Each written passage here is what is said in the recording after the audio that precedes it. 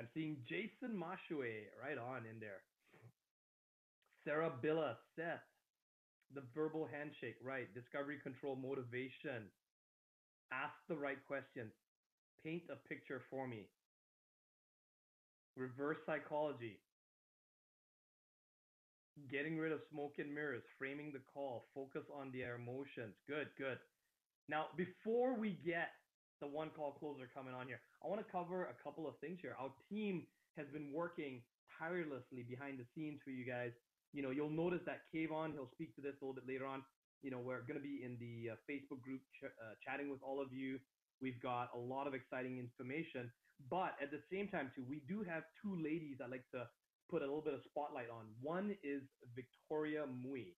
Now, Victoria Mui, if you're in somewhere out there, go ahead and type in the chat. But Victoria Mui has been mentioned several times by Dan. She's one of Dan's superstar mentees. I was very honored to be able to work with her in the Dan Lok Inner Circle. She's an amazing, organizer, professional, very caring, but also at the same time too, she is a no bullshit. She gets things done. She's results driven. Well, Victoria happens to be she happens to be the director of the LinkedIn, right, under the social media umbrella. That's one of my divisions, and she manages the LinkedIn, Dan's professional LinkedIn, right, as well as another lady by the name of Tina. Many of you know Tina already, and I think Tina needs no introduction because Tina, she's very well liked. I can see that she was the one that kind of helped to orchestrate, even with batch one. If for some of you that don't know, we have the batch one students. They actually sent a gift, a Christmas gift to Dan, Kayvon, and myself. Tina was part of that. So you guys see Tina in the group. Well, Tina is the official HTC community manager. And of course, then, behind the scenes, you've got Shin. Many of you know Shin. He works extremely tirelessly, and he is the director of support, anything support related, support at highticketsales.com. And many of you saw my post about not sharing, and that's okay. Some of you even reached out to me, felt guilty for doing that. That's okay. Okay, we get it. It's sort of we appreciate you being honest and realizing that this is not the time or place to be sharing stuff like that. There's many ways. I'm sure you had good intentions. But once again, I just want to reiterate about that post that I posted in the Facebook group is, because we are having group 3, the batch 3 members coming in, don't spoil it for them. Keep it to yourselves. If you're going to connect with another member that's part of batch 2, do that, separately, but make sure that you guys keep it within your group. It's a very important process for everyone to go through. They haven't gone through what you've been through already, so they don't understand, and they might be trying to chomp at a bit to find out, what's this all about? Can you guys get me access? Can I get a replay to this? It's not your place to share that. And even with the batch 1 students, we even had, at that time, it was one of the fastest ways to get kicked out of the group. I can tell you that. Dan will tell you, give them their fucking money back, get them the fuck out. No bullshit. That's like the Ruby Sifu coming out at that point. Okay, so I've heard the chime there. You guys have heard me give you the down and skinny on what to do, how to do it. I want you guys to go to LinkedIn, okay, before I bring Kayvon out. I want you to do this right now, and then you're going to turn off all your distractions. Go to LinkedIn right now, be it on your phone, be it on your computer. Go to LinkedIn, okay? I want you to look up for Dan Lok because you guys are going to be the next grads coming out. The batch 1 grads, if you already haven't done so, you want to connect with Dan. Dan just gave us the go-ahead. He said, I'm going to allow the batch 1 and the batch 2, even though before you guys have graduated, to connect with Dan on LinkedIn. Now, the batch 2 students, you may not fully understand or appreciate how important that is. The batch 1 students will. Connecting with Dan will allow you to open and expand your network to potential influences that you might potentially close for. Who knows if you go down that path. But if you should choose to, it is definitely, that 6 degrees of separation. And trust me, Dan has a very large network of influencers that you potentially might want to, get their attention, okay? And the way to do that is to connect with Dan on LinkedIn. Now, there's also something that Victoria has created called the HTC area where highlights and things will happen. Victoria has promised me she's going to shoot a video to show all of you, and she'll post it up in the Facebook group sometime tomorrow. So within the next 24 hours, make sure you're checking the Facebook group. Victoria is going to post a video, and it's just going to be a simple 30-second, maybe 1-minute video showing you where to go, how to do it, and it's going to give you guys highlights. Now, LinkedIn is a very professional platform. It's different animal than Facebook. But with that being said, I've been taking up quite a little bit of extra time on today's MC. I did hear the chimes there. I know I'm going to hear a booming voice any second now from the one call closer. Take it away. There, I was just listening, Desmond. What's up, HTC? The one call closer in the house. Desmond, are you ready for tonight? Tonight is a fun night. Tonight's the night where we get to show you really how good Dan is when it comes to handling objections, and you're going to see how different, again, that all three of us handle objections. So tonight's a lot more interactive between Desmond and Kayvon and Dan and with you. So it's going to be a fun night. Again, lots of learning, and I'm always excited. I was just thinking, Desmond, I was like, it's already week 5. It is. It's going by really fast. Literally, I was thinking that. I was walking back from the gym earlier this morning, and I was just thinking to myself, I was like, we only have 2 more weeks. Like, time flies by. But I love it. I love it because, you know, what happens in 2 weeks, we graduate, we learn, and we go out there, and we start performing. So it reminds me. It reminds me of, the bamboo story. You know how, like, people put in, what is it, like, you water it for, like, 7 years. And then literally over like a period of 90 days, it shoots up, like something like 25 feet or whatever it is. And I'm seeing that with the students that have paid their, they paid their dues, they're putting in the time, they're doing all the exercises, they're learning, right? They're watering. Well, guess what, guys? In the next, this class and going forward, things are going to speed up a lot more. Okay. So I hope you're feeling overwhelmed. I hope your butthole is clenching, as I normally would say, right? And you guys will laugh at that, but I hope you are. But Kayvon, back to you because I heard the ding there. I heard the ding, so I don't even have to do it. We know who that was. The man, the myth, the legend, the one and only Mr. Dan Locke. Thank you, Kayvon. Thank you. Well, how's my XTC family doing? Give me a good evening, good morning. Woohoo! Nice. Now let me ask you this: have you been doing your role play? Have you been doing your homework? Yes, awesome. Very, very good. Very, very good. And always, we eavesdrop into the conversations, and you never know who is listening, right? Kayvon, I know you're also eavesdropping and kind of listening in and some of their role plays, right? Oh yeah, absolutely. I'm listening. So that's very, very good. Now tonight we are going to talk about how to handle objections and resistance. And I think by the end of tonight's training, you'll see that objections are actually great things. They're actually not bad. I love objections because each objection, I can take that as an opportunity to turn into a commitment. When the prospect is giving me a lot of objections, it actually makes me as a closer the job easier, and you'll see why. And what I've done is I've taken the objections that you've submitted to support, and I lay them out, and the various objections that you may not know how to handle, or when you're doing role play, you're not so sure. I put a lot of that in here, and also some of the questions you have as well. So tonight's training is very much custom tailored for you. So who is ready?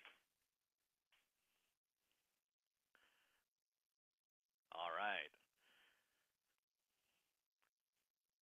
As usual, I want to hear your breakthrough, your feedback, and also a aha moment that you have. Maybe from the role play, maybe from the exercise, maybe even the HCC family members that have been supporting you. You want to give them a shout out, whatever that it might be. Maybe we'll do 2 or 3 of these before we kind of dive into tonight's class. Desmond? Sure, definitely. Okay, so I see me, her from Winona, Minnesota, I'm guessing.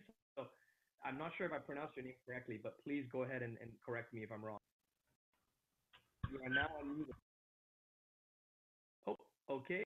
I guess me here is not coming out right now. Okay, so we've got Kathy.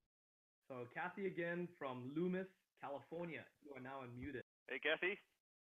Hello, and thank you very much. This is just an amazing experience, and I sent an email in today. I feel really immersed in this, and my aha moment at this time has just, it's taken me a long time to really have a real to feel my aha moment. Mm, And there's actually been many. I've had paradigm shifts. Like, can you call that an aha moment, a paradigm shift? definitely. Thank you. Is that the emotional experience? This whole experience is really such an emotional roller coaster. And I think once I get my emotions in good shape, I really feel like I can take this to the next level and really succeed doing this. Yes, and that's why Kathy, sometimes the first time even our students go through this, and this you're learning new things, you're learning a new skill, you're role playing, you're doing assignments, you're getting rid of the lies, you're examining and looking within about all the beliefs that's been holding you back, and while Mhm. learning at the same time, while going through the class 3-4 hours with all these people over the world, right? Yes, I think it's normal to feel a little bit overwhelming, right? mm, So, very definitely. And thank you so very much. So I'm learning so much from you and and all three of you. Thank you very much for thank this. you. Thank you, Kathy. You're welcome. Wonderful. All right, Dan. Now we're gonna bring out Mike Filipov from Jacksonville, Florida, All United right. States. Hey, Mike. Hello, Dan. Hello, Kayvon. Hello, Desmond. It's great to have a chance to speak with you guys. Awesome, awesome. I love you guys' energy. So good. I love it. My biggest aha moment was actually in the last role play I had was with Andrei Minkov. Ah, And Andre. yeah, he gave me a lot of great feedback about framing the phone call Mm, and how you can position yourself as a gatekeeper, especially if you're talking to a Ruby. mm, And it's important that the prospect, it's important that the prospect feels like you are liking him as sort of a challenge to him, or else he's not getting through to you to the opportunity or the product that you want. So mm. that was just mind blowing. Nice, nice. And Mike, how many hours of role play have you done so far? I do about 1.5 hours a day on average, like Very nice. 1.5 hours. Yeah. Very nice, very nice. And now, do you find that as you role play, how do you feel? You feel nervous, or you feel pretty confident? Like, where you at?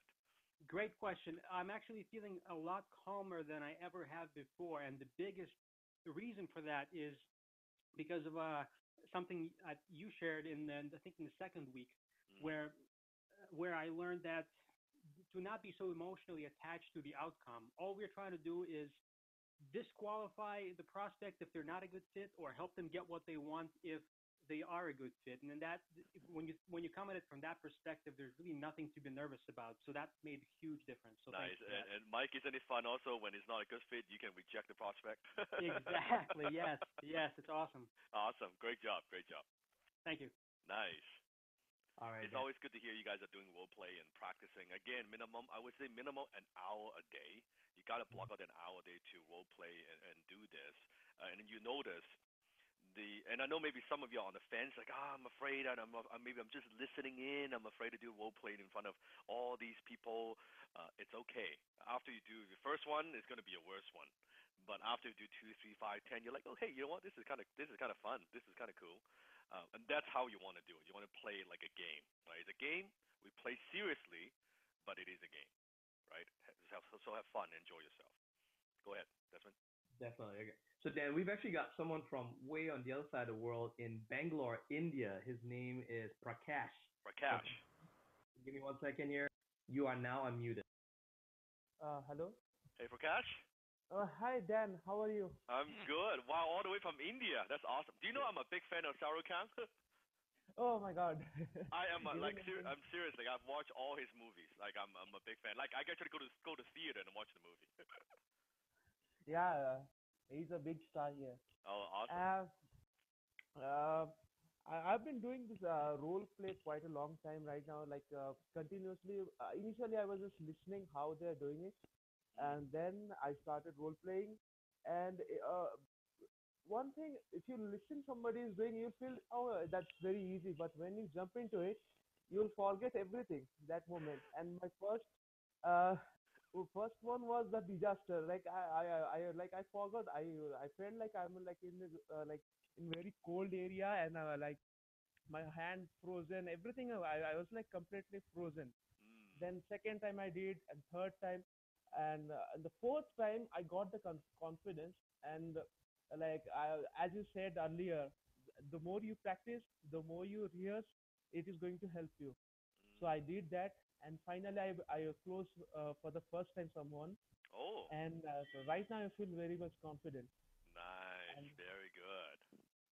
Very, very good.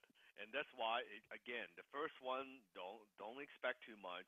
Just keep doing the role play as you do more. You see, it gets easier and easier and easier. I mean, yes, the first time when I did it, just to share with everybody, the first time I actually kind of learned it, try to implement this technique, and I wrote out a little script, and it was a horrible script. But I wrote a little script in front of myself, and when I was talking to a real prospect, he, I wrote down this is no serious. I wrote down like first name and how's it going, right? I was so nervous. Guess what I read out? Hi, first name. How's it going? that's where your seafood Dan did, right? That's where I came from because I was so in my mind. Yeah, first name. How's it going, right? So we all start somewhere. That's good. That's very good. Good share. Good share. Did I hear correctly? Did Prakash actually say that he actually closed someone, or was Yeah. it just on role play? Role play, I think. yes, role play in the role play. That's In the awesome. role play. Well done, well done. Well That's a done. great. Well done. All right, Dan. Well, we're gonna have Drew Jones coming out here in just a second. Here, Drew Jones from Denton, Texas. Drew Jones. Okay. Hey, am I coming through? Yes, we can hear you. Awesome. Okay, first of all, thank you guys so much for this opportunity with the program, Dan. I haven't been able to actually say it straight to you, but again, thank you so much.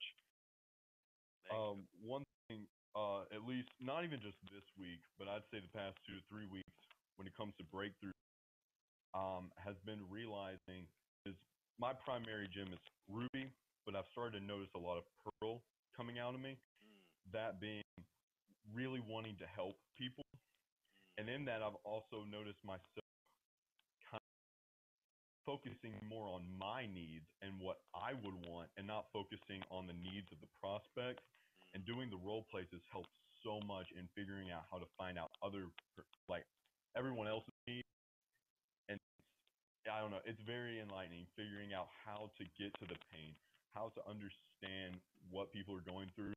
And I was talking to Jay, shout out to during the Discord, and he was really explaining, in detail the importance of truly listening to the pain, not just asking questions about their pains and their struggles and their needs. And I don't know, this week, I guess in general, it's been awesome. I love it. I think one Discord I went for like 4 hours straight. Wow, that's 4 hours straight. That's amazing. Good, good. I loved it. I loved it. So I gotta give again, thank you guys for setting up the Discord server. It has helped out so much. I love it. Fantastic. Keep practicing. And so also for XTC family members here. So when you are role playing, obviously you have people that you role play with all the time, but make sure that you also talk to different people, right? You don't always, of course you guys develop a relationship, but for practice with people that you always role play with, but also practice with people that you have not practiced with before. And you see different personality and how you deal with, of course, we're going to talk about resistance today, how to deal with just different response and different tonality, different background.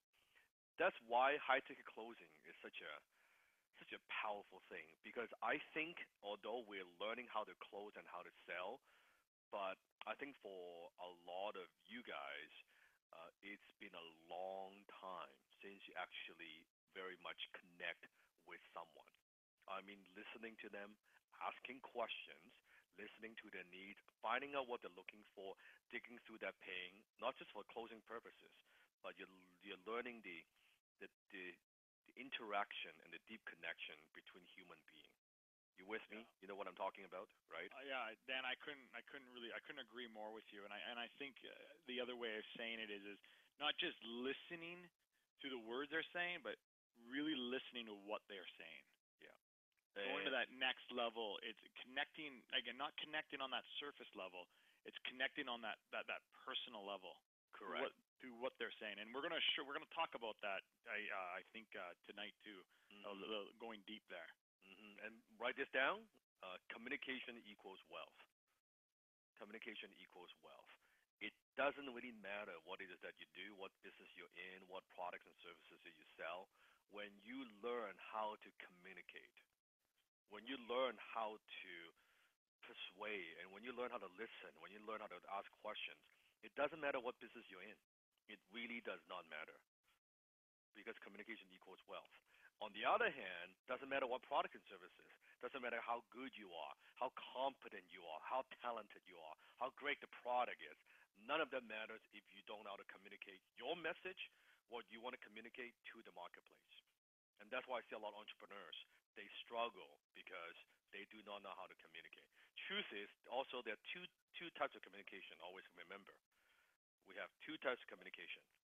The first type is internal communication, what you say to yourself. I call that programming. And the second type of communication is external communication. It's now what we're talking about, high-ticket closing. So we're going to master both the internal communication, what we say to ourselves, and also external communication. Always keep that in mind. Very good. So let's dive into the class. This is interesting. This is Kayvon, and this is Jack.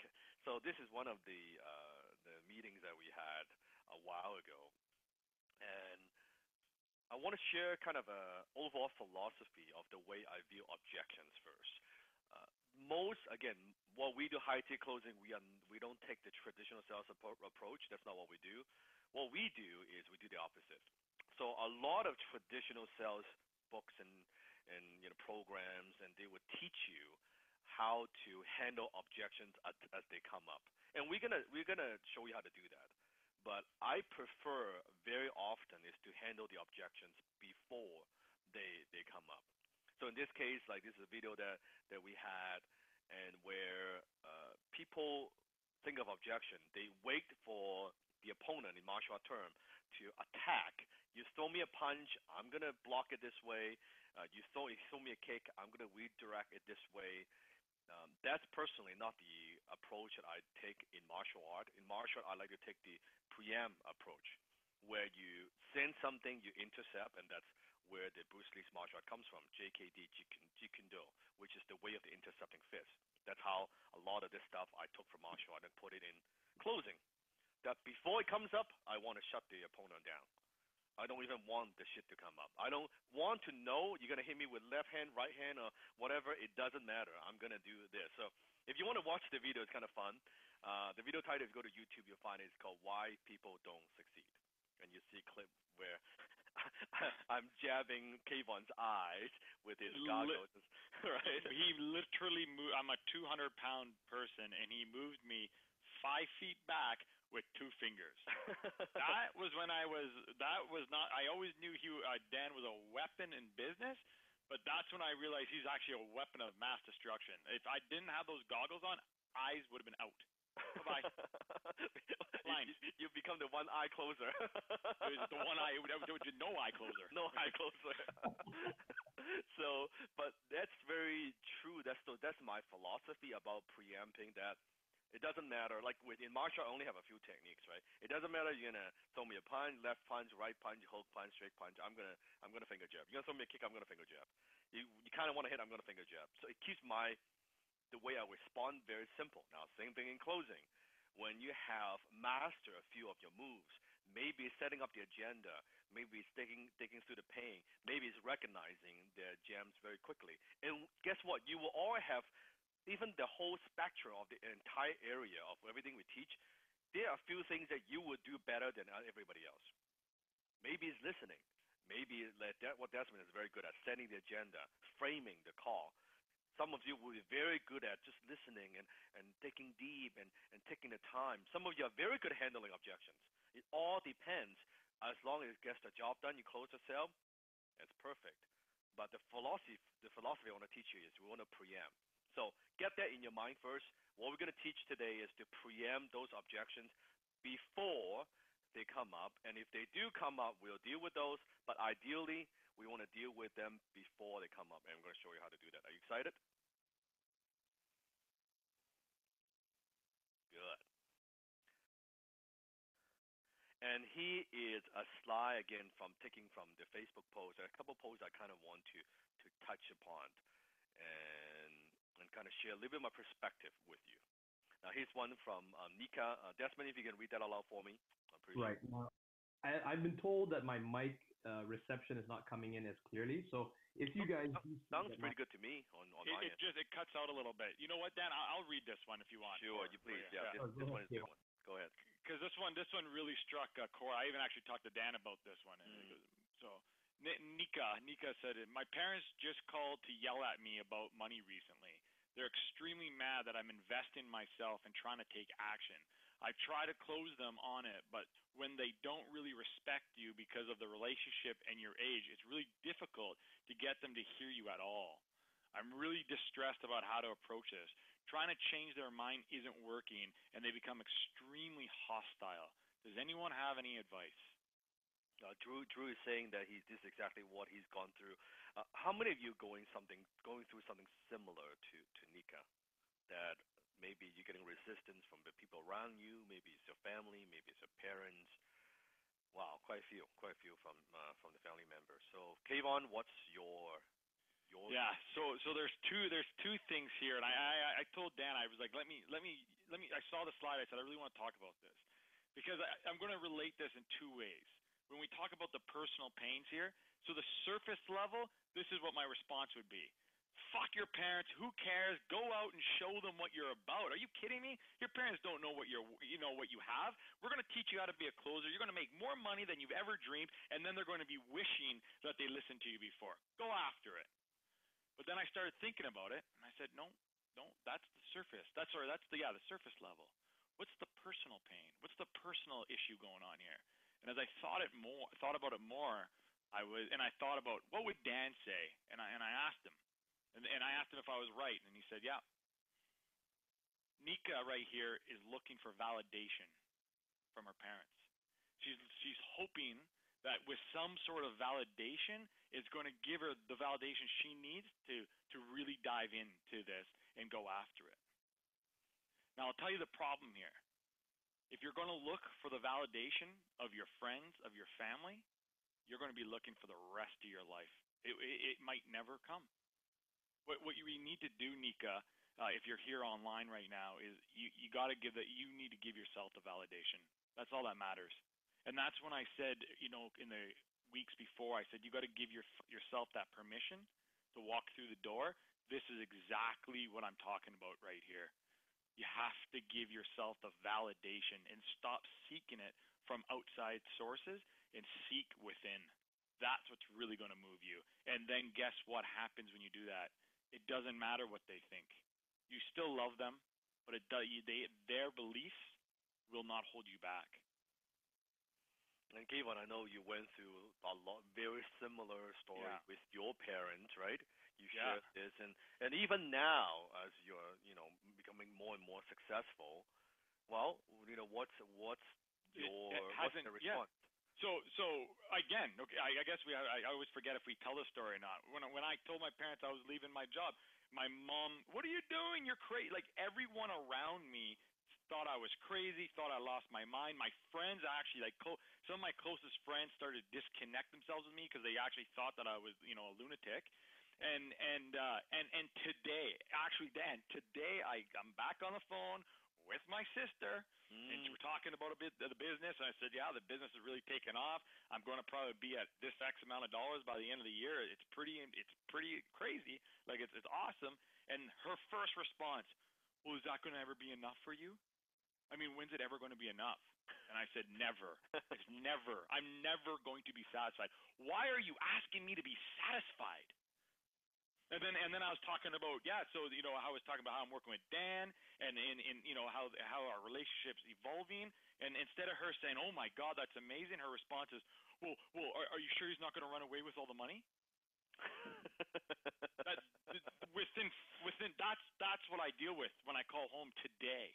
Even though I've made it, and I love you, Mom and Dad, even though I made more money than they've ever made in their lifetime, I've already made more money.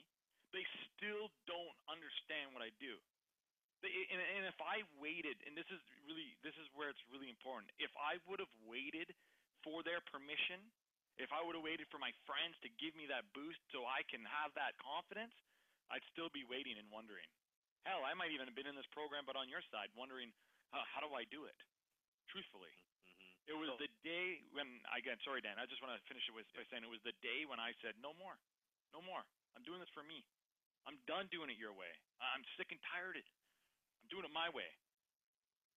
So I'm telling you that really, when you are struggling, this is the bullshit that you have to deal with from the people around you, the people who even love you the most.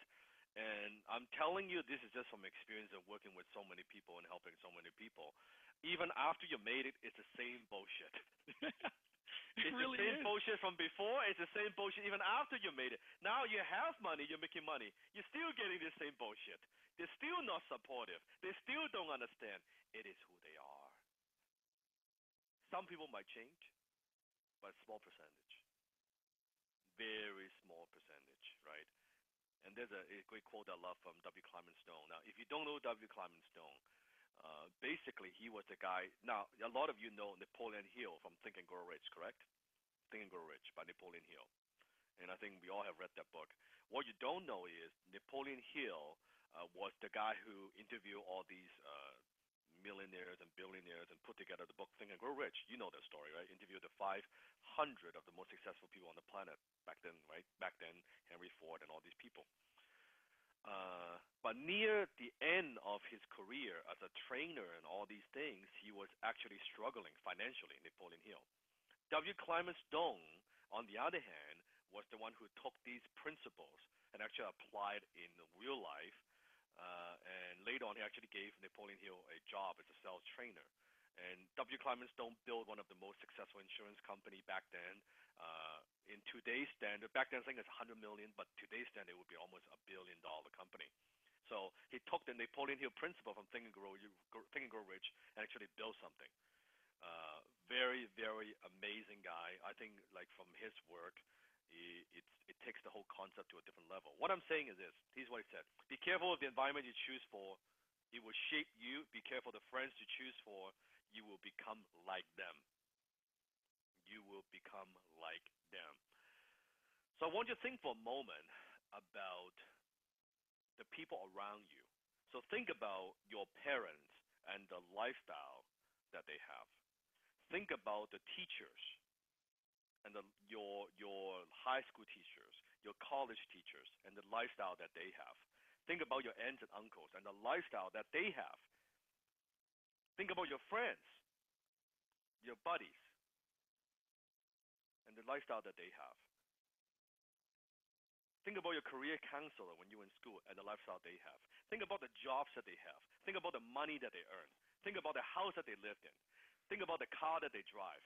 Now think about their view of the world and what they perceive is possible and who greatness is we serve for.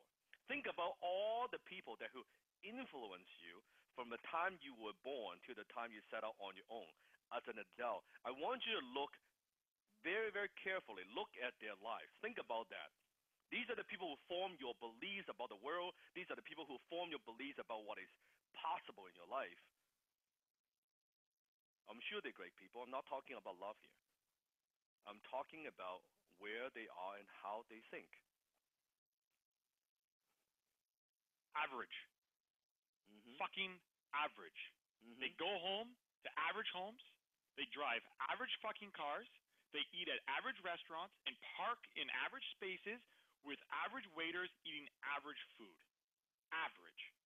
And they're the ones that are telling us what we can and cannot do. They're the ones saying that we can't dream big. Average. So my question to you is, do you want to be like them? Do you want to be like them?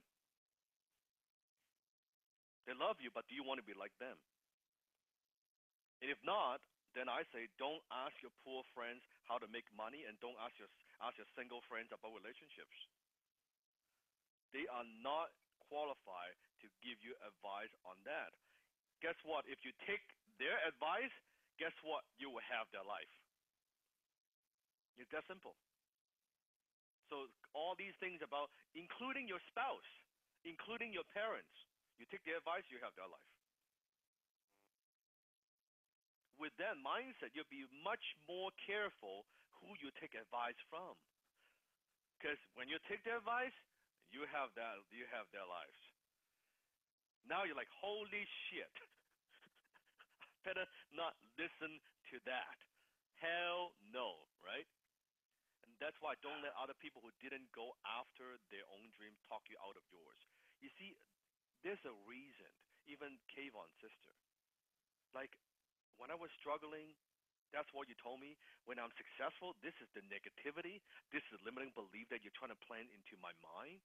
That's your sister. Understand, not that Kayvon's sister doesn't love Kayvon. No. You have to understand, when you're pursuing your dreams, when you are reaching your goals,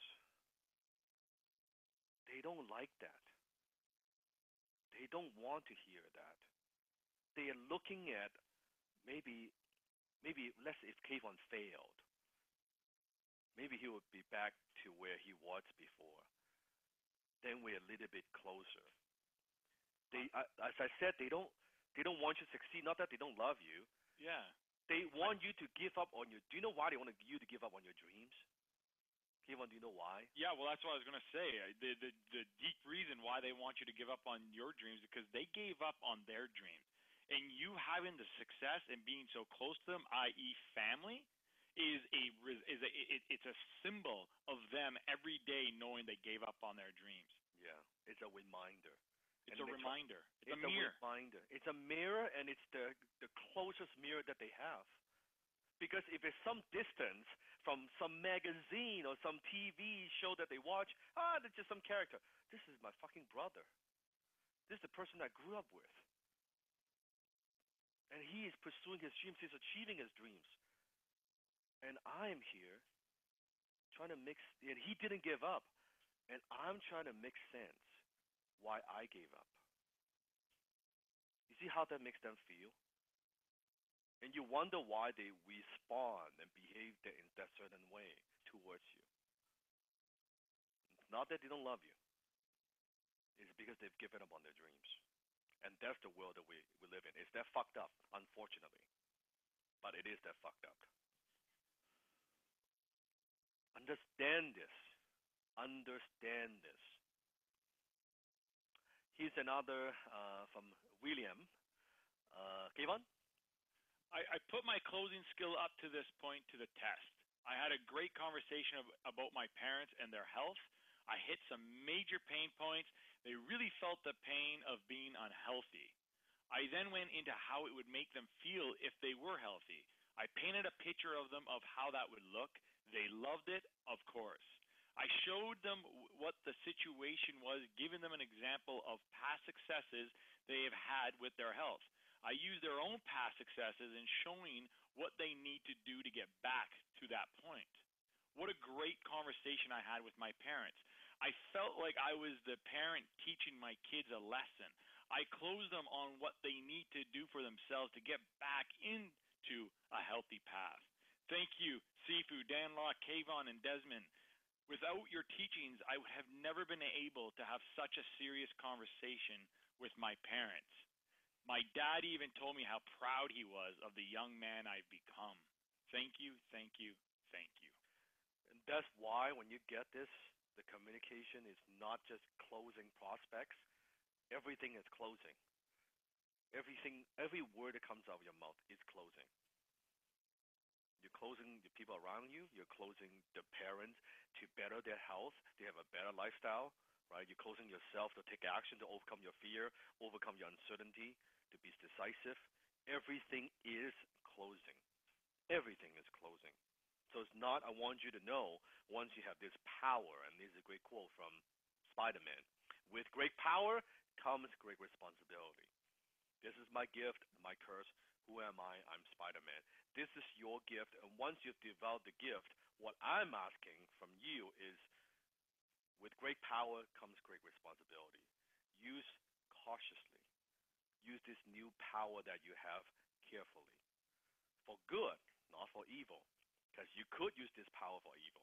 You could use this power, this newfound knowledge to manipulate, but I don't want you to do that.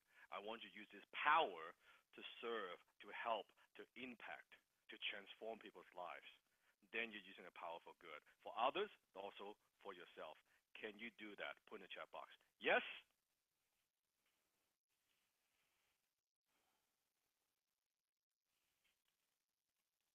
Correct. Des, take this next one, buddy. If he's there. All right. Yep, I'm here. So here we go.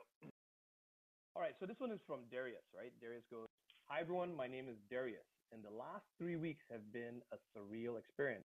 I've never worked so hard in my life trying to balance out my Army, schooling officer, branch training, and the high-ticket closing program. One of my primary motivators for becoming a high-ticket closer is financially helping my mom and grandma. With my first Army paycheck, I was able to give them $800, and that's a lot actually, believe it or not, for Army paycheck. And this gave me a feeling of fulfillment unlike anything else. Giving them that motivated me even more to succeed because I want to be able to surprise them with a check for over 5 times that amount. A massive aha moment for me was the following formula that Kayvon gave us: influence plus thought plus action equals result. It was a process for me to realize this reality. And this formula hit the nail on the head. One for me to fully understand the importance of one's environment. I always thought of myself as someone who couldn't be influenced by external factors and friends because of my strong willpower. But that can only do so much. I'm a sapphire. So anytime there is a temptation of something fun, I tend to give in. Now that I'm aware of that, I can control it and put myself in an environment where I can be more productive. I look forward to dominating life with all of you. SO to Team Capital members." No, here's a great story, and Kevon, you would give it a shot? Yes, okay. A man found a cocoon of a butterfly. One day, a small opening appeared. He sat and watched the butterfly for several hours as it struggled to squeeze its body through the tiny hole. Then it stopped as if it couldn't go further. So the man decided to help the butterfly. He took a pair of scissors and snipped off the remaining bits of the cocoon. The butterfly emerged easily, but it had a swollen body and shriveled wings. The man continued to watch it, expecting that any minute the wings would enlarge and expand enough to support the body. Neither happened. In fact, the butterfly spent the rest of its life crawling around. It was never able to fly. What the man in his kindness and haste did not understand, the restricting cocoon and the struggle required by the butterfly to get through the opening was a way of forcing the fluid from the body into the wings so that it would be ready for flight once that was achieved. Sometimes struggles are exactly what we need in our lives. Going through life with no obstacles would cripple us. We will not be as strong as we could have been, and we would never fly. Embrace your struggle and go for greatness. You are the butterfly.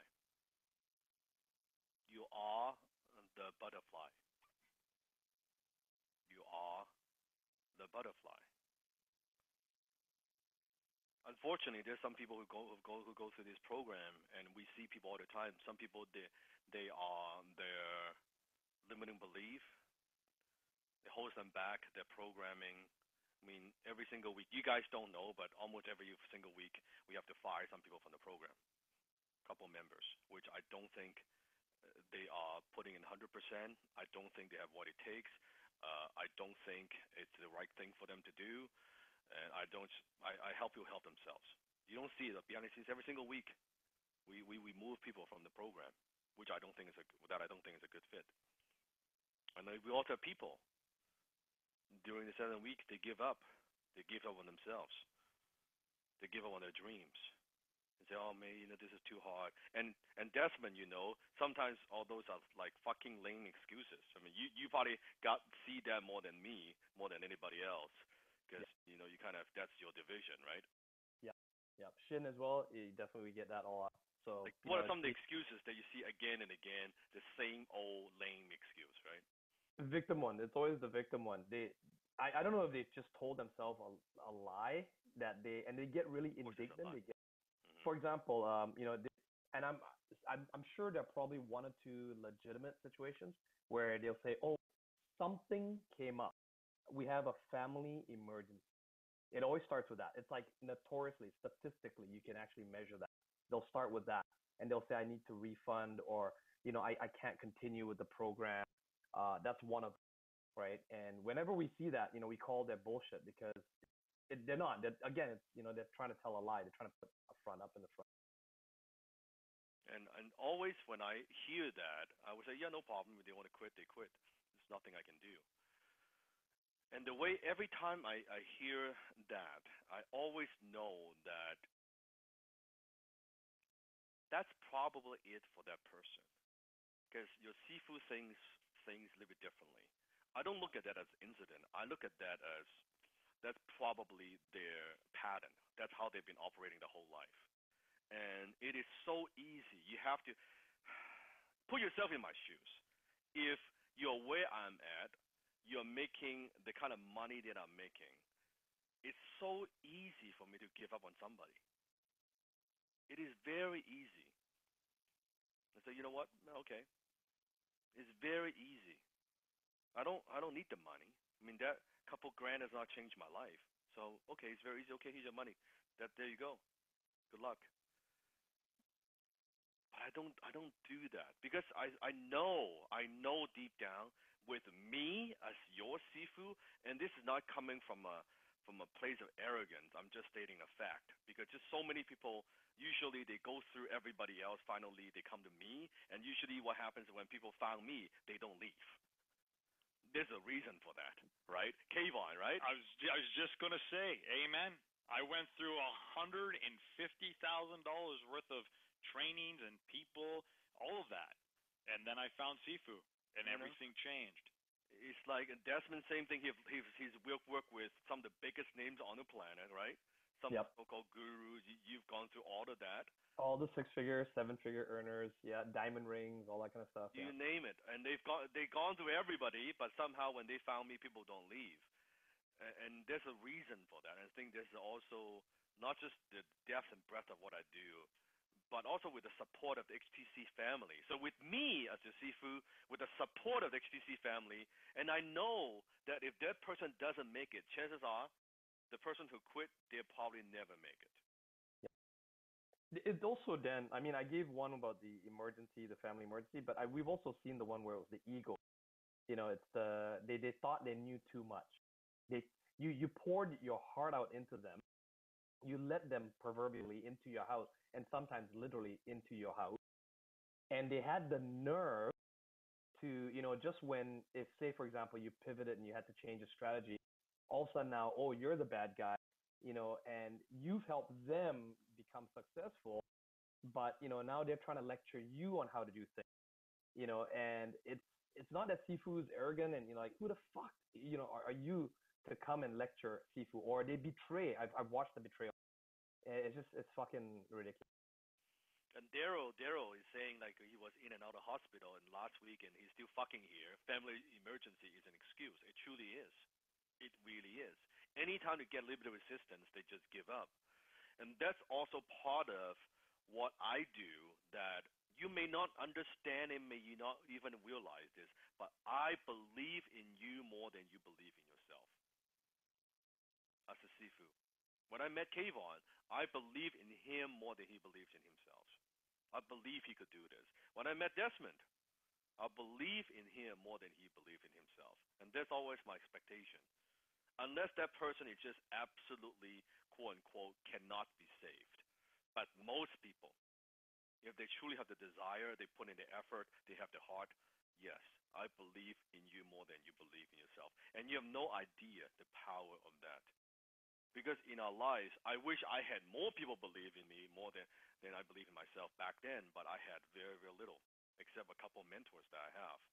But that confidence, that belief instilled in me, I didn't know that I could do this. A lot of things I didn't know that I could do, that I could learn, I could be, I could develop, I could elevate to that level. But they said they believed, yeah, you could. I said, really? Yeah, you could. I said, okay. And because they said I could and I believe I should, that's why I'm today. Same thing with you. I believe you could and therefore you should. And what if you just take that belief and if you don't believe yourself enough, for God's sakes, borrow my belief. Borrow my belief. And believe in yourself that you could do this. Why the fuck am I spending all this time, going the extra time, 7 weeks, 20, 30 hours of my life training you? Because I believe in what you do. I believe you can do it. I believe you can be a high-ticket closer. Use this skill for good. For good. And that's why the 3 most dangerous words in the English language is, I know that. I know that. That's what Desmond was alluding to. Because, oh, I know that. I've heard that before. I know that. You don't know shit. You don't know shit. And that's why it's funny when people say, oh, yeah, I know this. I'm supposed to do these things. I know I'm supposed to exercise. I know I'm supposed to walk an hour a day. I know I'm supposed not to smoke. I know I'm supposed not to drink so much caffeine. I know. Well, how do you know when you know something? How do you know when you know something? That's correct. Nelson said it. If you don't live it, you don't know it. Talks are cheap. If you don't live it, you don't know it. You cannot say, oh yeah, I know that, or I don't have any negative programming towards selling. I have no problem with money. I'm always super motivated. I'm always super productive. Do you live it? Just do you live it? It's very simple. And these people where they come into the program, oh, I know that, I know it, they know it all. They know it all. I don't even know it all. I'm learning. I mean, in March 1, 2, and 3, I'm going to 3 different events to learn. Me going to flying to 3 different places to learn. And I'm going to April with Kayvon and Desmond, the team, to go another 4-day training to learn. Funny. I already know a lot, and yet I'm the one that's going out there seeking more information, try to get the extra edge, try to be better, trying to improve myself. And that's why for professionals, the school is never out. People, we're conditioned to think, oh yeah, by the time I graduate from university, I don't need to learn anymore. I don't need to read another fucking book. It's not how it works. And that's why sometimes it bothers me that people think, oh, Dan, why are you spending a fucking hour, almost every class, just on mindset? Why didn't you spend an hour on that? Can't you just give us the script? Can you just give us the line? Because even if I give you the line without the mindset, you won't be able to say the fucking line. You can't say it. You can't say it with the right tone. You cannot ask the right questions. I give you word for word script, you'll fuck it up without a mindset. Period. Now you know by enough role play, yeah, here's the script, 2 different closers, A and B, different mindset, the same script, totally different results. That's why your Sifu is spending so much time every class to correct and help you with make that paradigm shift and go deeper and deeper, kind of like your I saw the Facebook comment like Neo, Matrix, and the Morpheus, right? I'm taking you deeper and deeper into that rabbit hole. And I have to keep reminding you the mindset, and we keep working on it, and keep working on it, keep working on it. Well, then how do I know I've worked enough on my mindset? How do you know? When you get when you the stop results. asking that question. And also when you get the results. when you're making 5, 10, 20, 50, $30,000 a month, you know, okay, I think I'm getting a hang of this. Not even you got it. I think I'm getting a hang of this. I think I have my mindset, my self mastery a little bit more under control. Not even you quote unquote you got it. Okay? Results. Until then, you work on that fucking mindset every day. You work on the attitude of gratitude. You work on the programming. Because all this programming, I don't care how your age, 20, 30, 40, 50, 60 years old, that's years and years and years of programming. And really, in 3, 4, 5 weeks, let me wipe all that clean. No. It takes a little bit of time. Now, the good thing is, even 30 years of programming, it doesn't take 30 years to unwind that and to get rid of that. But it does take a little bit of time. It does take a little bit of time. Kayvon? Yeah, you know when I was going to say something, I was just going to say, not only does it take time, but it takes endurance. And then what I mean by that, it takes the determination to know that it might not happen today, it might not happen tomorrow, but if you don't give up, you will get there. And it doesn't take 49 years. It doesn't take 30 years.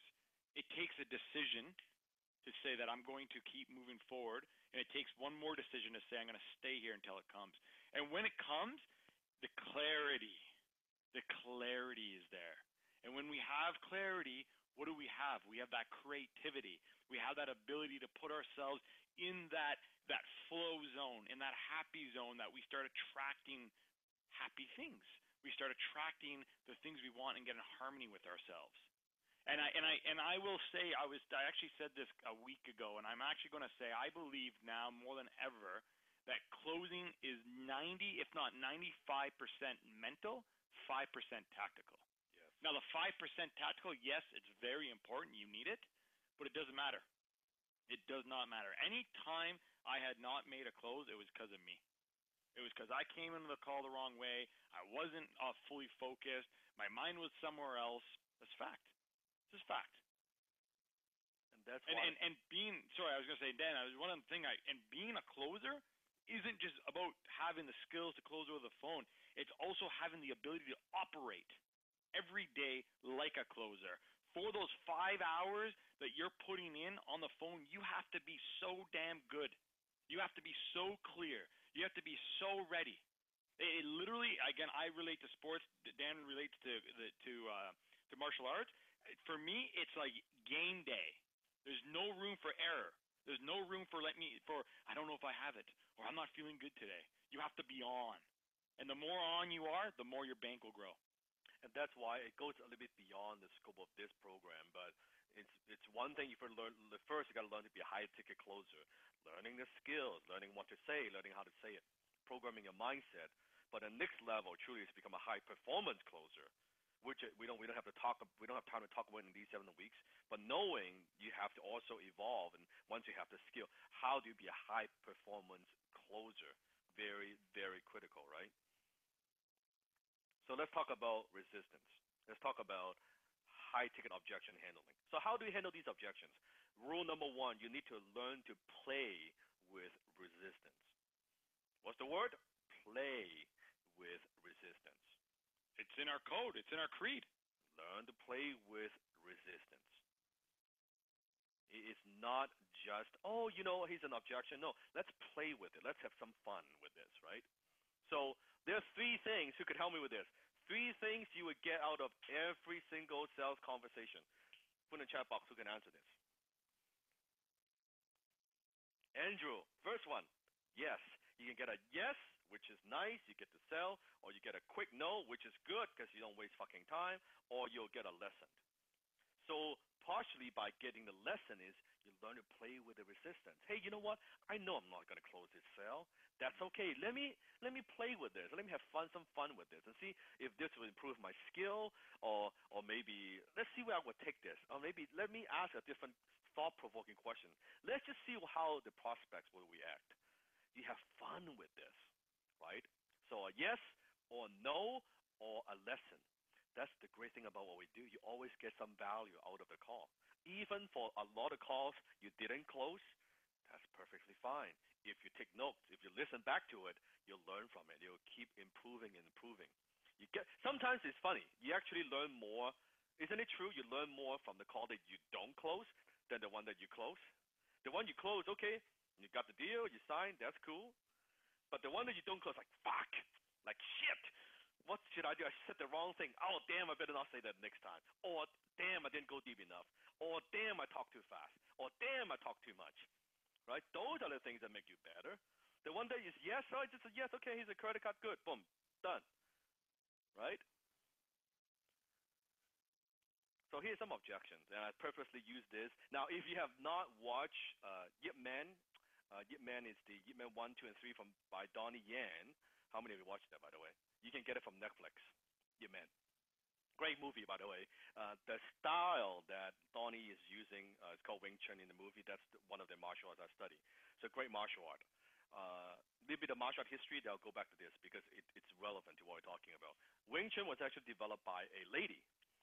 By a woman, and it's supposed to help even if you don't have you're not as strong and you are not as have much strength, a little bit smaller in size, you can fight a bigger opponent because you learn to redirect the energy, you learn to redirect the force.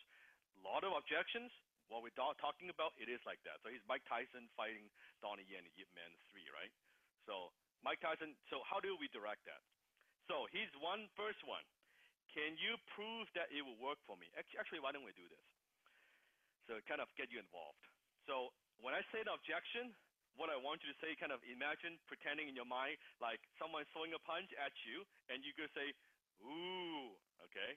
You can also put in a chat box, okay? So you're going to say, can you prove that it will work for me? Ooh, right? Punch is coming in. How do you handle that? How do you redirect? Okay, now I'm going to give you the line. I'm going to show you how to handle it.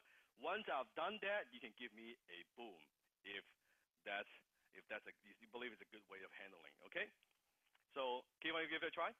I'll also give my version after that. So Kevin, I'm the prospect. There's two ways I would go about it. So that's the first one. So I'm the prospect. Can you prove that it will work for me? I don't know. What do you mean you don't know? Well, I mean, can you prove that you're going to show up? Can you prove to me that you're going to listen and be coachable? Boom. Boom. You put the responsibility back to the person. Here's another way they can handle it. Can you prove that it will work for me? Is that me again? Yeah. Okay, so so before I wanted to give context. Yeah. If I built enough rapport with this person and I know they trust me, this is exactly what I would say. Just by you asking that question tells me you're still not ready for this program. It's probably not a right fit for you. You take it away. Say that again, one more time. Just by you asking this question tells me that you're probably not ready for this program. Boom. You see how we take back control? You don't need to get all defensive. You don't need to get all, I can give you this, I can give you that. Like, no. Just boom. We direct that force back to them. And that's why you can play with resistance. That the harder they throw the punch, the harder they give you the objection, the more force we send it back to them. It's funny how this works. I'll show you the way that I would handle it. So, Kayvon, you be prospect. Say that. Yeah. You want to hear the way that I see it? So. Well, Dan, can you prove to me that's going to work? What kind of proof are you looking for? Well, I want to make sure that if I'm going to pay you $30,000, that you're going to show me how to be, Okay, hold on, Kayvon. This sounds kind of important. Just say it again. So what kind of proof are you looking for? Let me just write this down. Well, I said to you. Yeah. So I want proof that you're going to show me how to make $30,000 in the next month. Mm-hmm. So what kind of proof are you looking for? Like testimonial, case studies? Like, give me some examples. Yeah. I want to see who else you've worked with. Okay. So who else I've worked with, and how many of those references do you need? Two, three. Two. Yeah, two. Okay. Yeah. How about give you three? What else do you need? Okay. What kind of proof do you need? I'm done. I don't have anything. Man, I'm getting stuttery. I don't even know what to say to that. I'm already okay. Shit, I don't need proof. Do you need some kind of maybe some testimonials? Yeah, sure. Testimonials. Okay, so how many testimonials would you like to see? I want to see at least 5 testimonials Okay, I'll give you 10. of your How's top that? performers. Okay, so testimonials and also 3 references that you could call and talk to, right? Mhm. Okay, Yes. let me ask you this question. Let's pretend I give you the 3 references and the 5 or 10 testimonials, and you like what you see. What's going to happen next? Well, I'm going to call you back, and then we're going to move forward. I'm sorry, what? I will call you back. We'll move forward. And you're comfortable spending and investing a 30K into this program and get started now? Absolutely. If the testimonials come, back positive, yes, 100%. Okay. Pause. Off the role play. Boom. That's it. That's it. No pressure. I don't turn it into. I want to get rid of. Remember one of the rules? Get rid of smoke and mirror. I want to know the truth. Now pretend, Kayvon, if I come back with a line, you actually don't have the 30K. Okay. So let's start with that. So Kayvon, let's pretend I could give you the testimonial and the 3 references. What's going to happen next? Well, I'd have to figure out the pricing because 30,000 is. I don't have that right now, but I would figure out if there was some way of doing that so I can get started. Like some way to figure that. What do you mean? I would have to probably get a loan. I don't know, from my parents, or maybe see if the bank will loan me the money. Okay, and you think what are the chances of the banks loaning you money? I'm just asking. Yeah, all the 30,000, not probably high. I could probably get 15 from them. So okay, and then the rest of 15. And then I would get the 15 probably from personal networks. I would need some time for that. So Kayvon, what you're saying is, even though I could provide you with all the proof in the world, I can give you testimonials, I could give you references, and you talk to them and you like what they hear, you and I, we're not going to do business today, are we? Well, today? Yes, today. Well, probably not today, no. So really, it doesn't matter if I give you all the proof in the world. You're not ready to take action, are you? So what should we do? Well, I don't know. I mean, I don't know, Dan. Like, what can I do? I don't know. You tell me, man. Okay, well, what can I do to help? I don't know. Like, before I get off the phone, Kayvon, suppose I was, like, I'm not making any promises here, but suppose I was willing to finance this for you with no interest. That wouldn't make a difference, would it? Oh, it would make a world of a difference, Dan. I'm sorry, what? It would make a world of a difference. Let me crunch my numbers here. What would you be comfortable putting down to show a commitment today? Well, I have $3,000 I can put down today, and then I can get that $15,000 in 2 weeks. 3,000. You know it's a $30,000 program, right? I know, Dan. Is that the best you can do? Okay, Dan, I'll do $5,000. And you said the rest of the 15 in how long? I can get it in 2 weeks. 2 weeks, you sure? Yes, I will make sure. I'll do whatever it takes. I'll make sure. And the rest of the 10K? Can I do that in a month from now? Like 30 days from now? Yes. Let me think. Dan, listen, Dan. Just help me. I'll show you. I'll prove it to you. I'll give you the money. I'll do whatever it takes. I need the help, and I want to start working with you.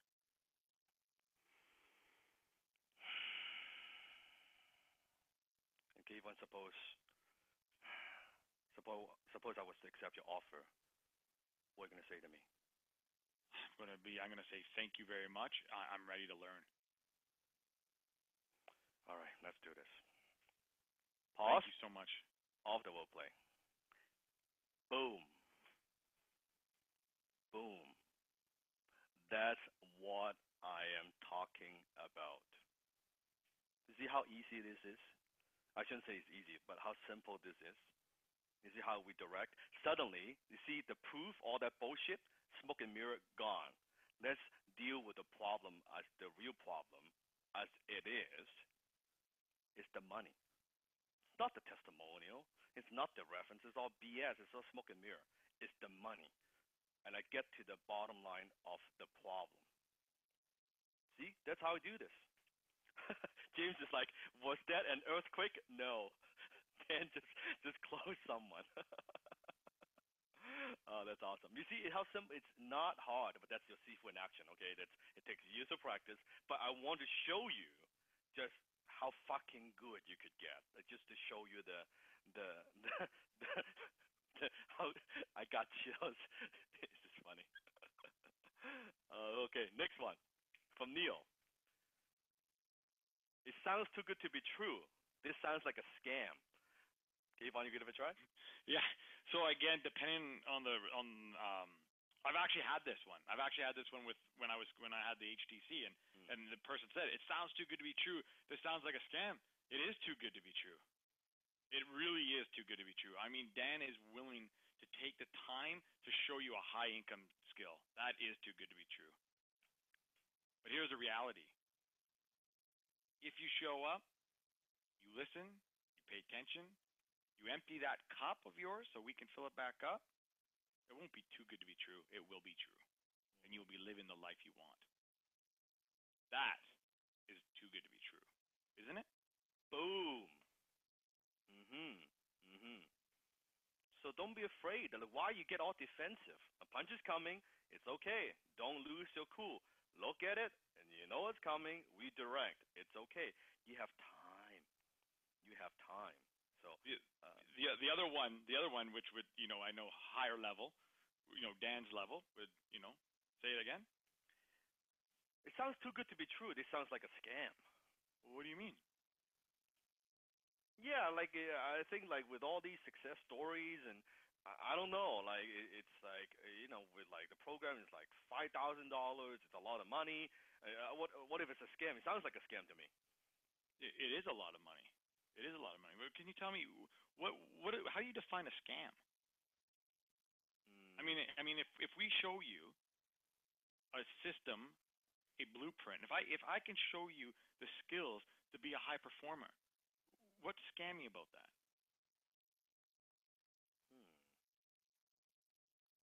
I guess it's not a scam. So Dan, let's just cut to the chase here. What's really going on? What's on your mind?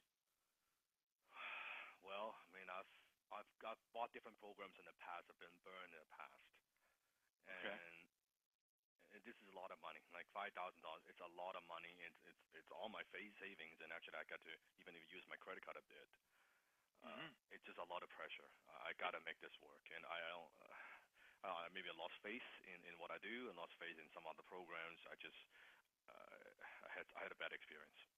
Oh, I can tell you about that. Well, tell me a little bit more about that experience. Well, I mean, when I bought these different programs, they all again making all these promises and saying that it would change my life, that it would teach me what I need, it would help me make money, and all these things, and I watched some videos and I kind of follow what they teach, but at the end of the day, it's just I didn't get any results, right? I got very little results. Now, when you were in that program, did other people get results when you were going through those programs? Yeah, of course. I see some of them definitely are getting results. Yeah. Otherwise, you see, there's the first place, right, to join those other programs. You see, Dan, there's a deeper problem here. There's somebody you don't trust, and it's either me or you right now. Which do you think it is?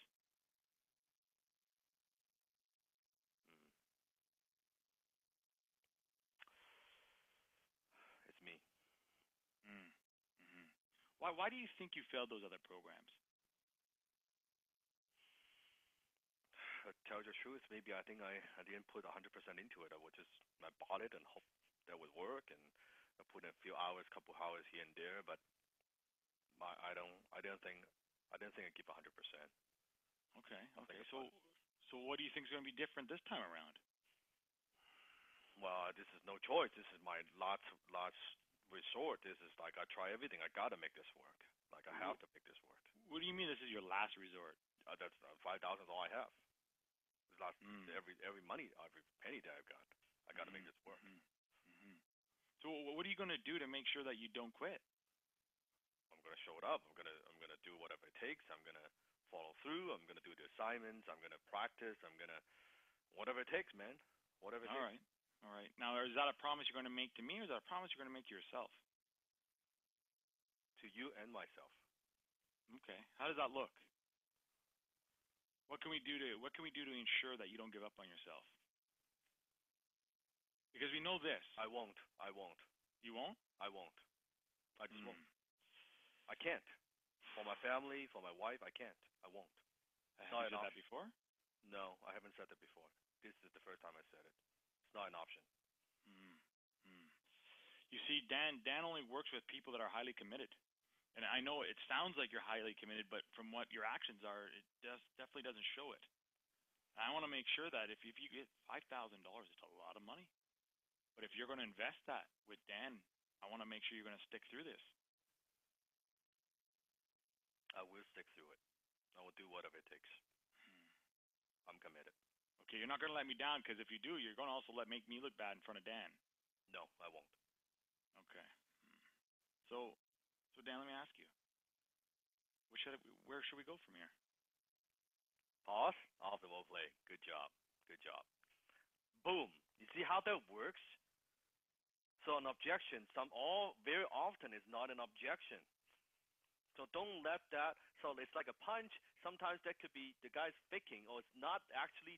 Right hand is a left hand hook, left hand cross. Right? You don't know. Sometimes it's a fake. It's okay. Smoke and mirror. Get to the bottom line of it. Right? Would you like a bonus? How I would handle this? Okay. I handle it very, very simply. I like to do reverse psychology because depends on where you're at during the call. When someone says something like that, it just tells me on a need scale, probably he's quite low. That's why he says it. Because if I've done my job, discovering the needs, qualifying them, this shit won't come up. Yeah, right?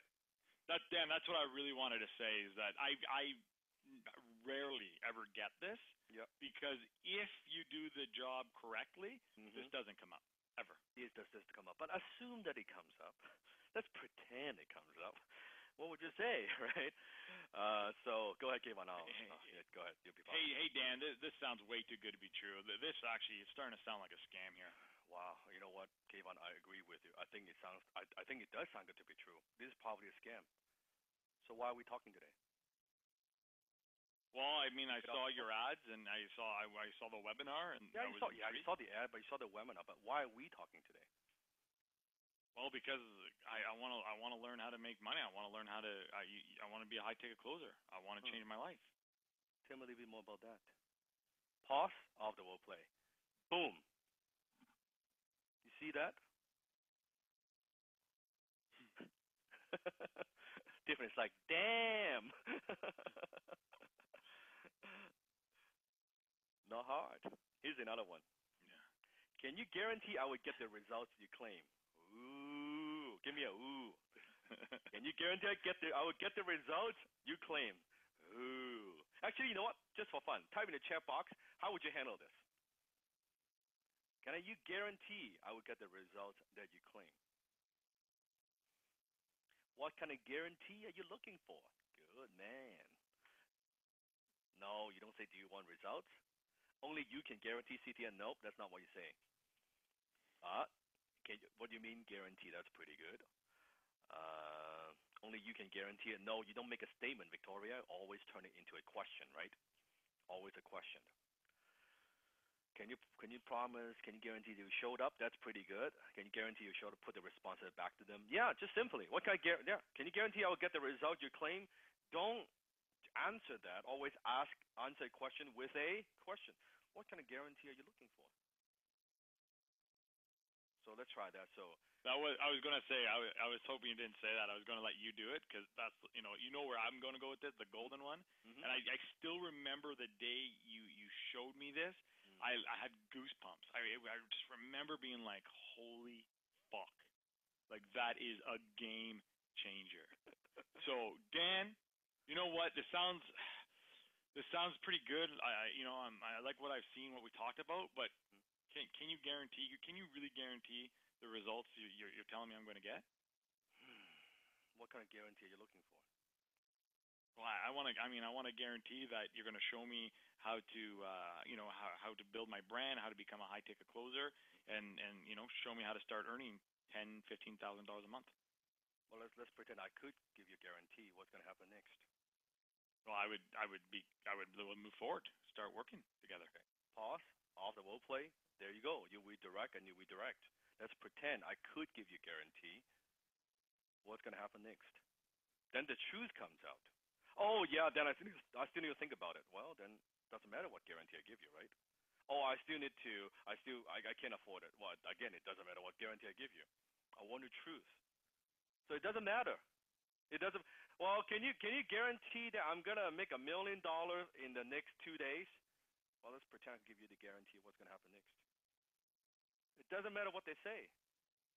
I can give you 20 other different kind of objections to handle like this, but I'll tell you there's only one.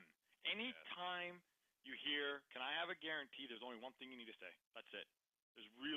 There's no other way of saying it. Okay, I'll be the prospect. Okay, you handle it. So, Kayvon, can you guarantee I'll get the results you claim? Well, Daniel, let me ask you. Daniel, let me ask you, what kind of guarantee are you looking for?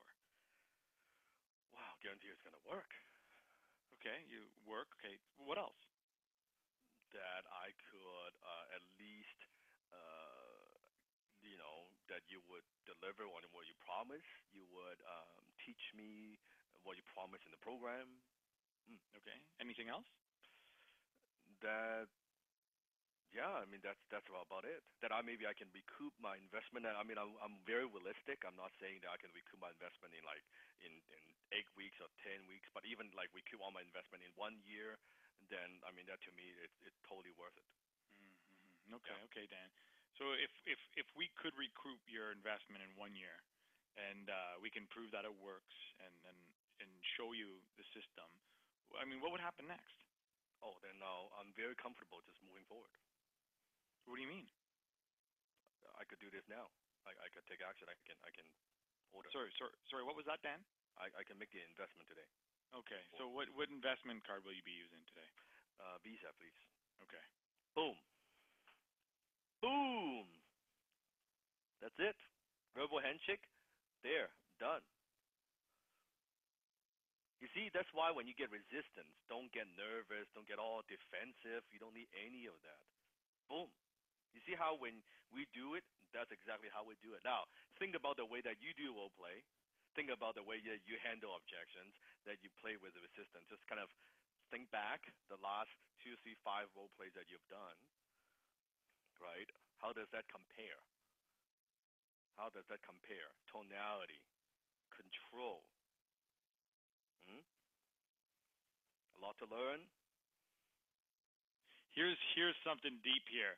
If you get an objection and that feeling you get where it goes from your stomach into your chest, if the hairs on the back, like if the hairs on the back of your neck start sticking up, it's over. They're going to feel that.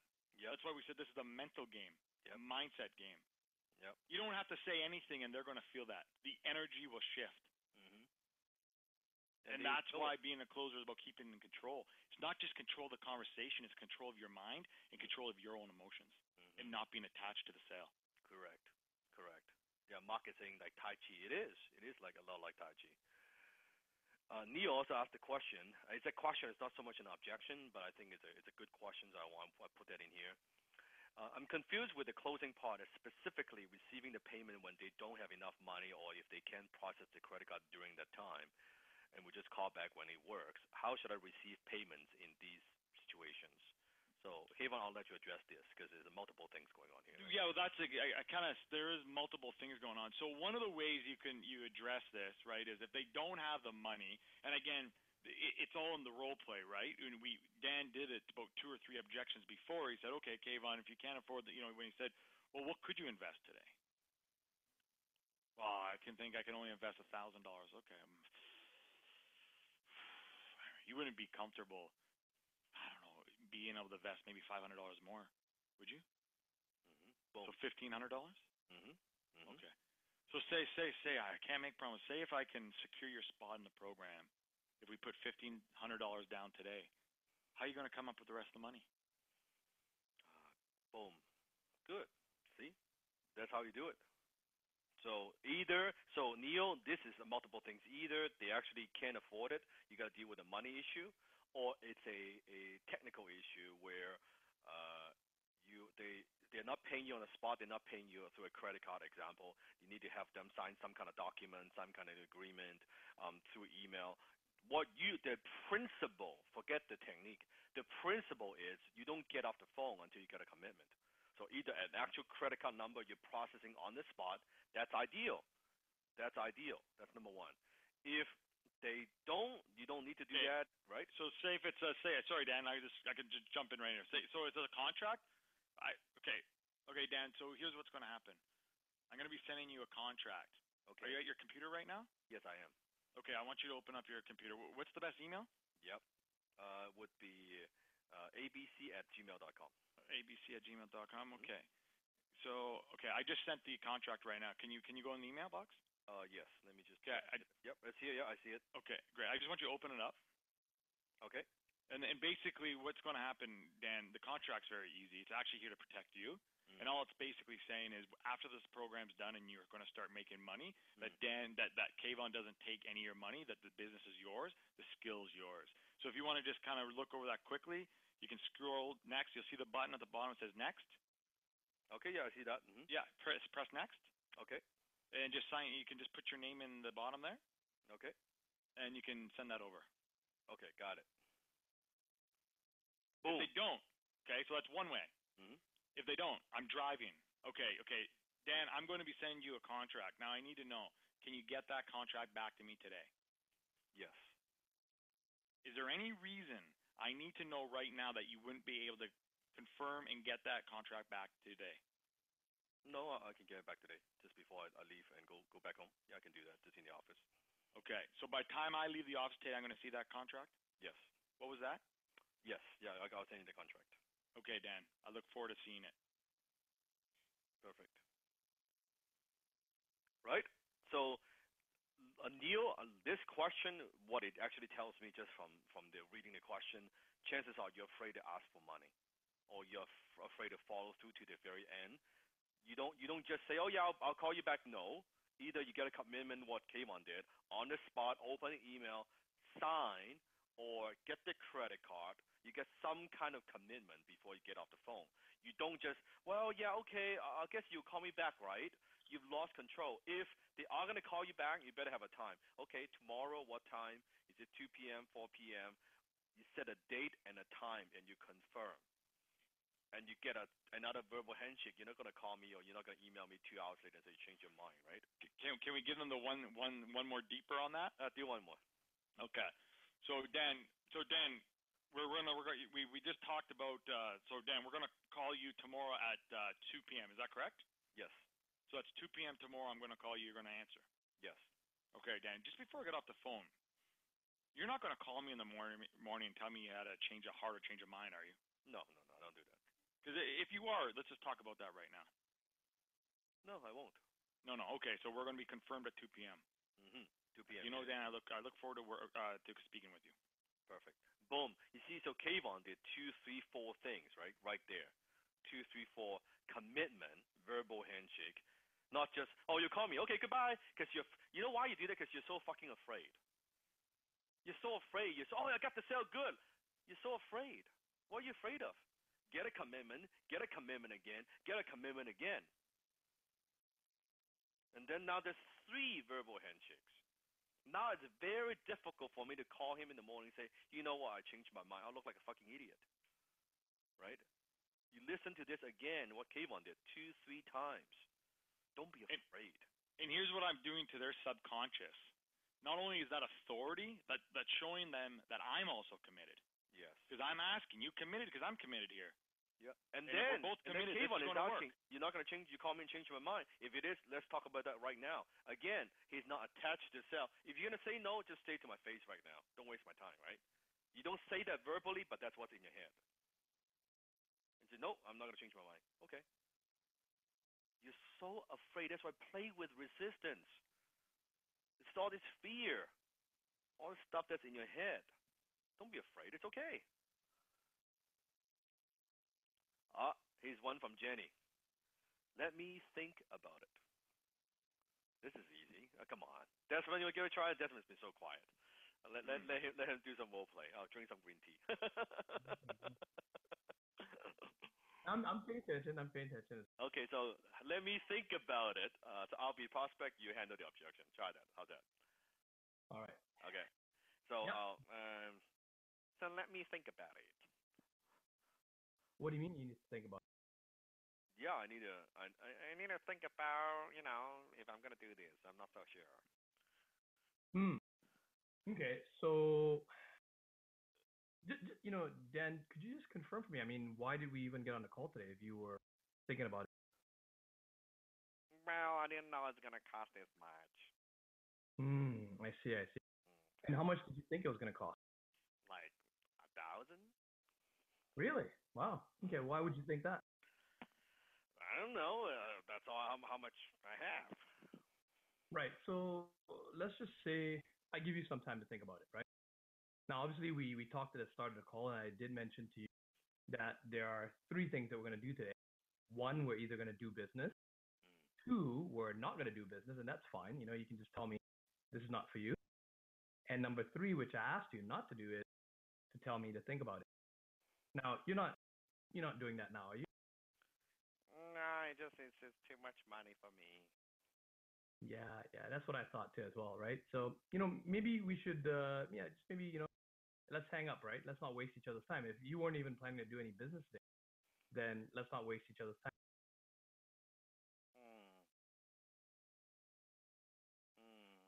Do you have some kind of payment plan?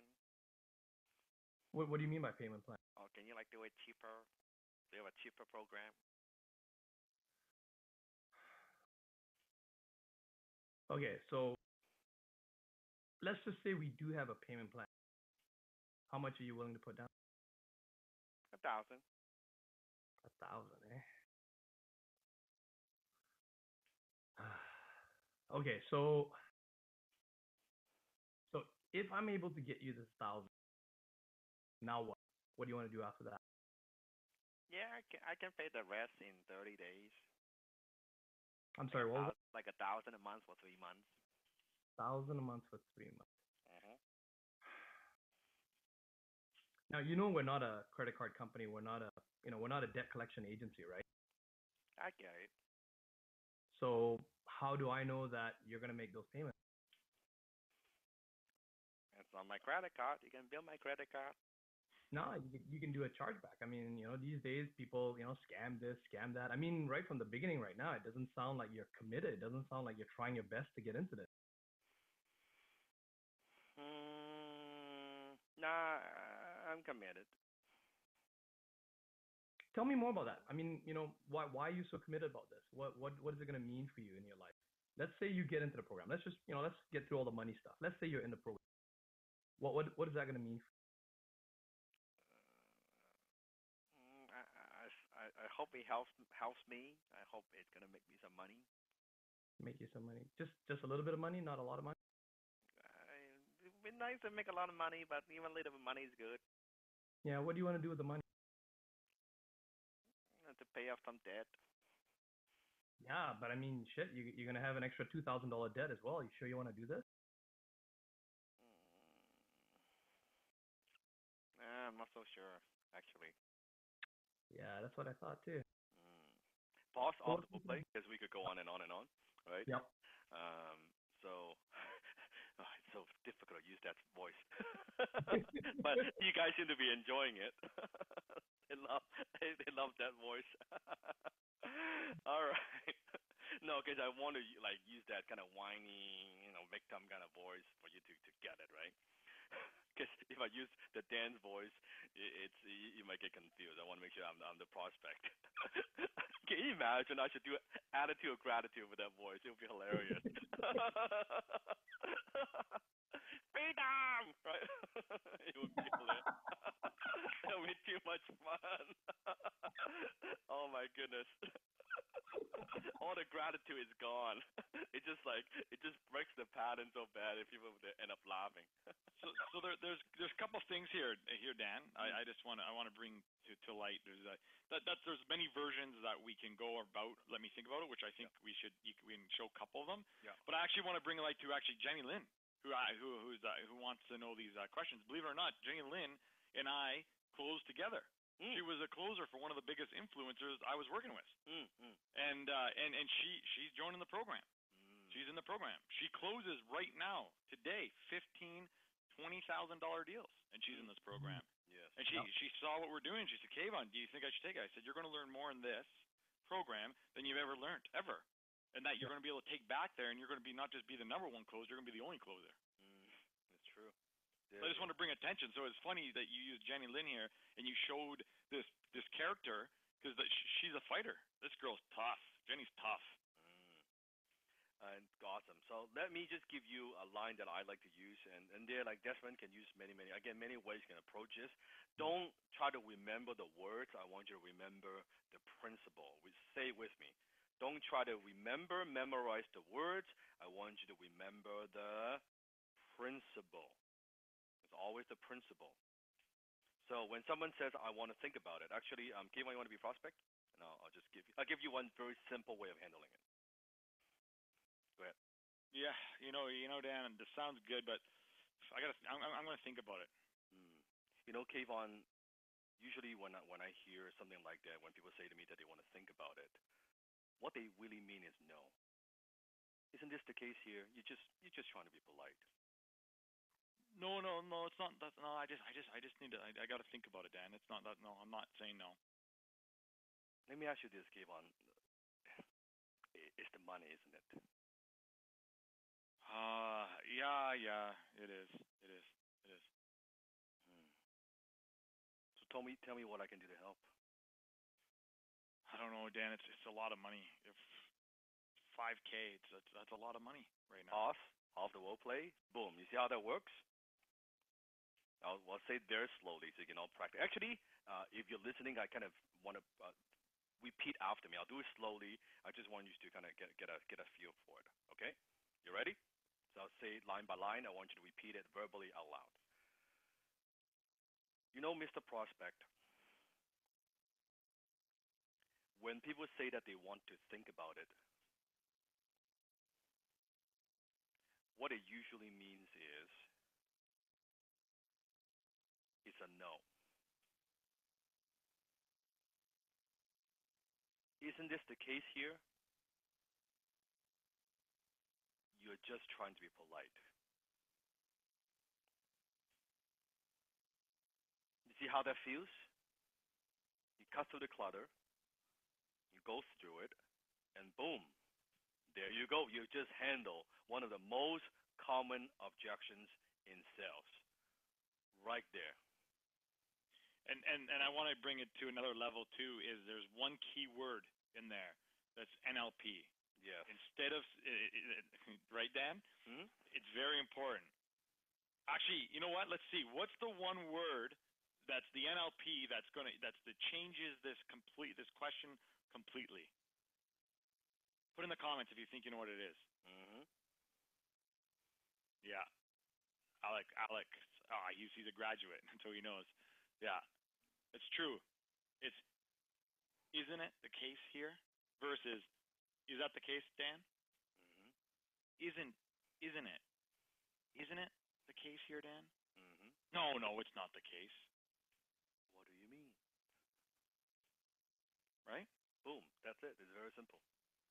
It's very, very simple. Now, the other way that you could do it, which we've kind of covered in the last couple of weeks, is to pre-frame it, where you basically, during the agenda step, the first step, you will set the agenda, where you basically tell them, hey, you know what?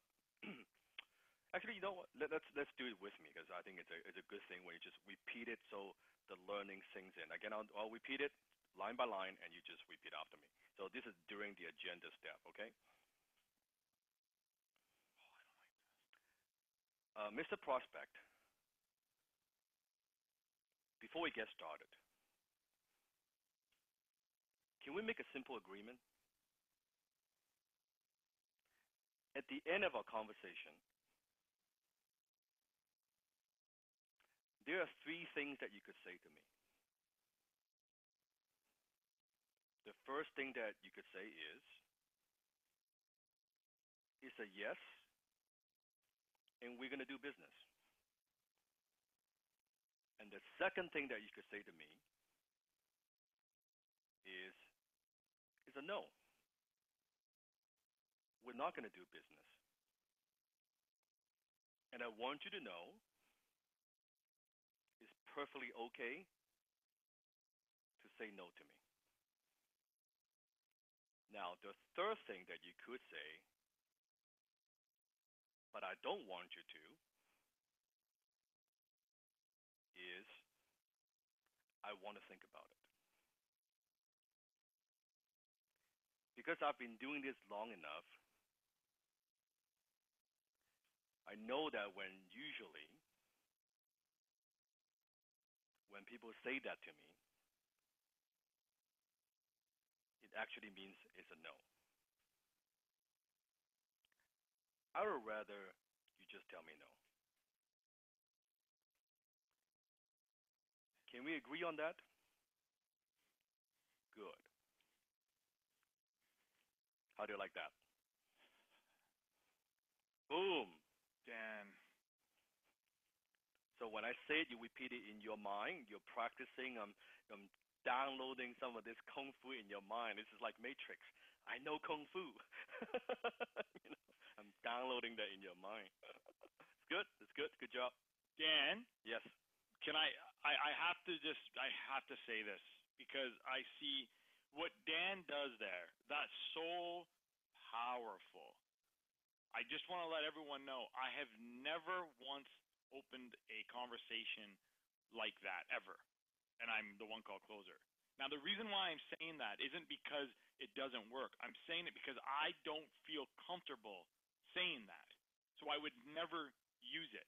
And I see a lot of people in the role play using that opener, and you're not comfortable with it.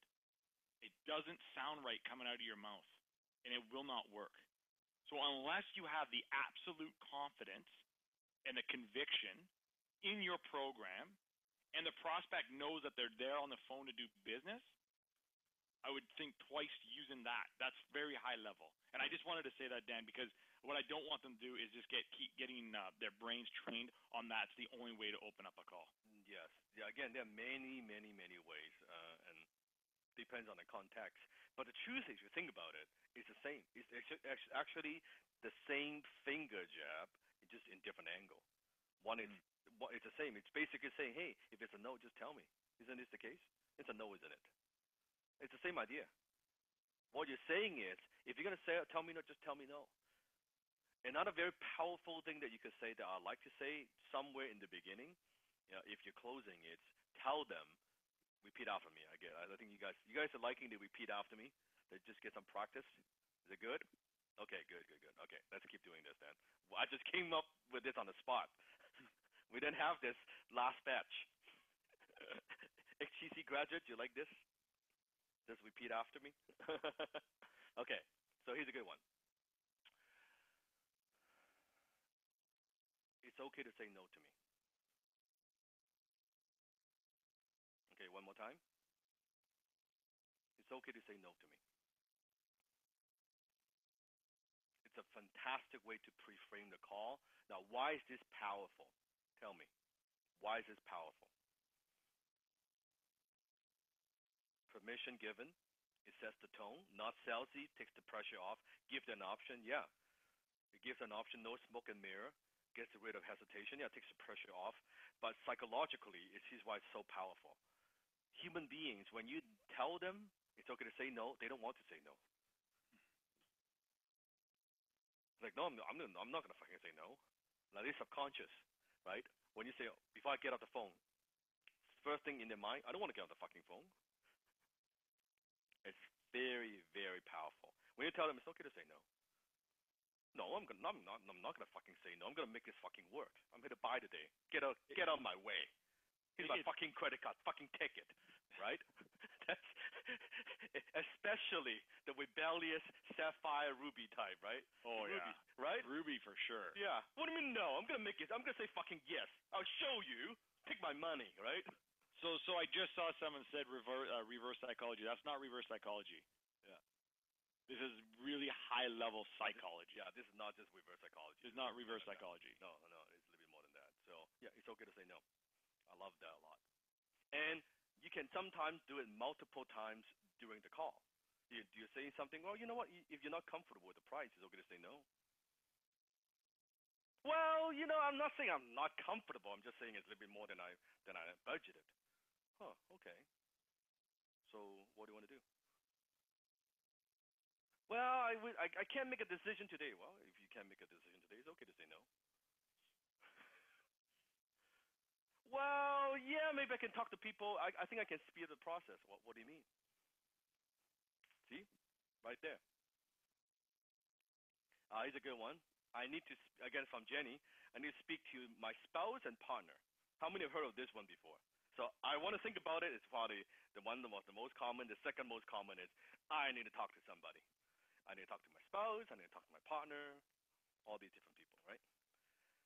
You want to give it a try? Okay. Okay, so I'll be the prospect. Okay. You guys want to hear the voice? I'll do the voice again. I need to speak to my spouse. Okay. And now is she the decision maker in the house? Yes? Okay. Now, how long have you been married? 3 years. 3 years.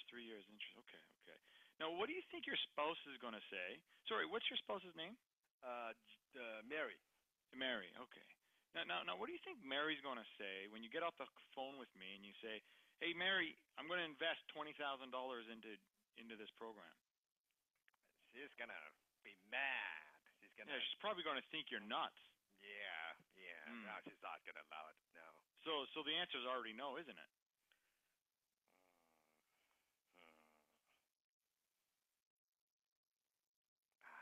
I don't know.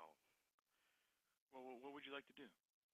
I mean, I can't promise this, but do you think it would be more if your wife is the decision maker? Do you think we should probably jump on a call with her? Yeah, I think that would help. You think or you know?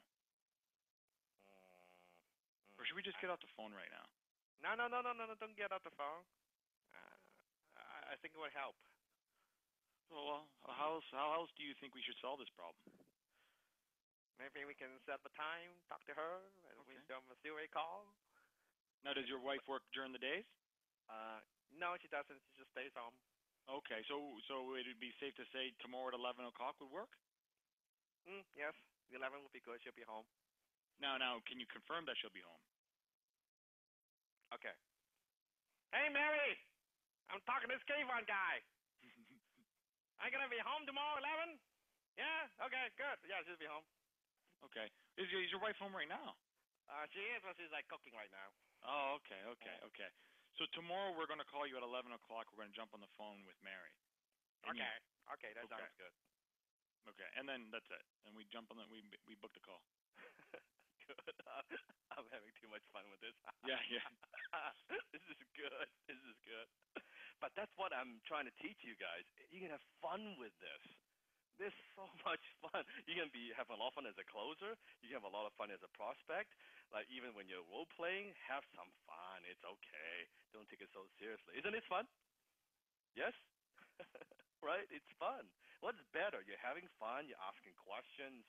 Right? That's why I said sometimes with closing, you have so much fun. I got to hit the mute button. And you're making money. You're making 2, 3, 5, closing $10,000, $20,000 in 45 minutes.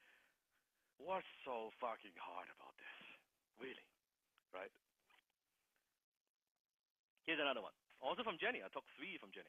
Here's a good one. I don't have the money, especially if they're broke or they need this and stuck, and it's all about the money. I think, Kayvon, you will handle this very, very well. So, I don't have the money.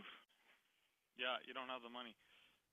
Isn't it all the reason why you should be doing this? I mean, how much longer can you go with not having the money? Really? I guess you're right. So instead of agreeing with me and telling me how right I am, shouldn't we get this right for you? Boom. I know this is important to you. Yeah, boom. I think that right there, perfect. It's beautifully done. Beautifully done. You see my tone? Because these people that don't have money and they're actually dead broke, and I know what Jenny's talking about because we've talked to these people, they're dead fucking broke. So if you try to be aggressive with them, it's not going to work. You gotta have empathy. Don't tell them. Oh, then you should invest in yourself. You gotta do this, and you have to take action. And no, just ask them a question. Isn't it why you should be doing this? Do you really want this? Exactly. Do you really want this? Because if it is, we have the resources to help you. Mhm. Or another way you can ask is, so how long have you been having these money problems? That's a good one. Oh, it's a long time, Dan. I've been probably for the last 2-3 years now. I've been having money problems. Shit, all my life. So, when do you think it's a good time to fix this? Or maybe we shouldn't fix it. I don't know. No, Dan. I want to fix it. Yeah, I need to fix it. But you don't want to invest more money to fix this problem. You've already lost a lot of money in the past. Now you want to invest more money in this program. Hopefully that will solve your problem. You don't want to do that, do you? Well, what am I going to do then if I don't know, do that? Man. I don't know. You tell me. Dan, I don't know. Yeah, I need help, Dan. Something needs to change. Yeah, I agree with you. Something does need to change. Is it change for the better or is it change for the worse, right? Yeah, no change. Yeah, you see, we can go on and on, but we can go because we're going to get off of the objection, but we can go on and on. Yeah, so you agree. You just back and forth, right? So that's some of the objections. First of all, so far, is this helpful? Are you learning something new? Are you getting some breakthrough? Are you having some fun? Yes. Good class tonight so far, right? This is fun. This is actually my favorite class. Every class is awesome, but I love the objection handling because I kind of do it just like this and show you. And this is, I think, the best way to demonstrate why what we do as a high ticket closer is so different from everybody else, right? Everybody else. And you probably want to listen to this multiple times, right? Multiple times. Multiple times. And multiple times. And again, we keep saying it because it's absolutely important. Don't just listen to the words. Understand the spirit of the words we're using, the spirit of what we're doing, and why we're doing it. Correct. It's not word for word. Common is like, my brain is half fried. Well, good. The other half is still working. We're like halfway here. And okay, go ahead. I was going to say, just in the other thing, and I know this to be absolutely true, Dan, the stuff we're teaching, you can't find it anywhere. No. You cannot read it in a book. It's not online. It's not in a video. And the reason for that is because it's in Dan's vault. And it's just from years of practice. Yeah, this is like what I've learned and tried different approaches, and finally, yeah, trust me, even the little few lines I gave you, it was through many, even one word because I do so many calls, I would change a word, I would see, okay, when I changed, isn't what you said, isn't this the case here? Even this little as that, it's not the case, right? I tried that, it doesn't quite land, so I play around with it, and finally I came out that, isn't this the case here? And then I found out most of the time they would say, no, that's not the case. Boom. Then I found, okay, that's something that works again and again and again, and that's what I'm teaching you, right? Okay. High ticket objection handling rule number 2 is to grow some balls. I mean, grow some balls. Let's just have some guts. Don't be afraid to be direct. Don't be afraid to be direct and get to the bottom line. Don't beat around the bush. Yes, sometimes we use finesse. Sometimes we direct. But when you're handling objections, don't be afraid to be direct. In this case, again, we're getting rid of the smoke and mirror and say, hey, with what, what about this? What about guarantee? Well, it's the money. Let's get to the bottom line. It's the money. All this is smoke and mirror. So, grow some balls. Here's another one.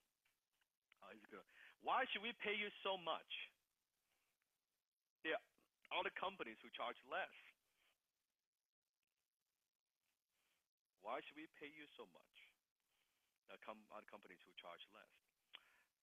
Do you want to give it a try? I could give this one a try. This one, yeah. Try it. If not, I'll see if I can do a better version. But just give it a try. Again, there's no perfect way of doing this. Don't worry about that for everyone listening. And there's certain objections. I could tell you that Kayvon could handle, like the money objection. I think that's beautiful. That's probably better than what I could even say. I think that was beautiful what he came up with. And you see, there's certain objections that you just are better than the others, right? There's certain objections like, that's like a 6 out of a 10. But guess what? It will still work. You follow the principle, they still don't know what the hell you're doing. So give it a try. So why should we pay you so much more? The other companies charge less. Yeah. Okay. On the prospect, you go. So why? Can you say it again? Yeah. So why should we pay you so much? There are other companies who charge less. I don't know. You should probably go with them.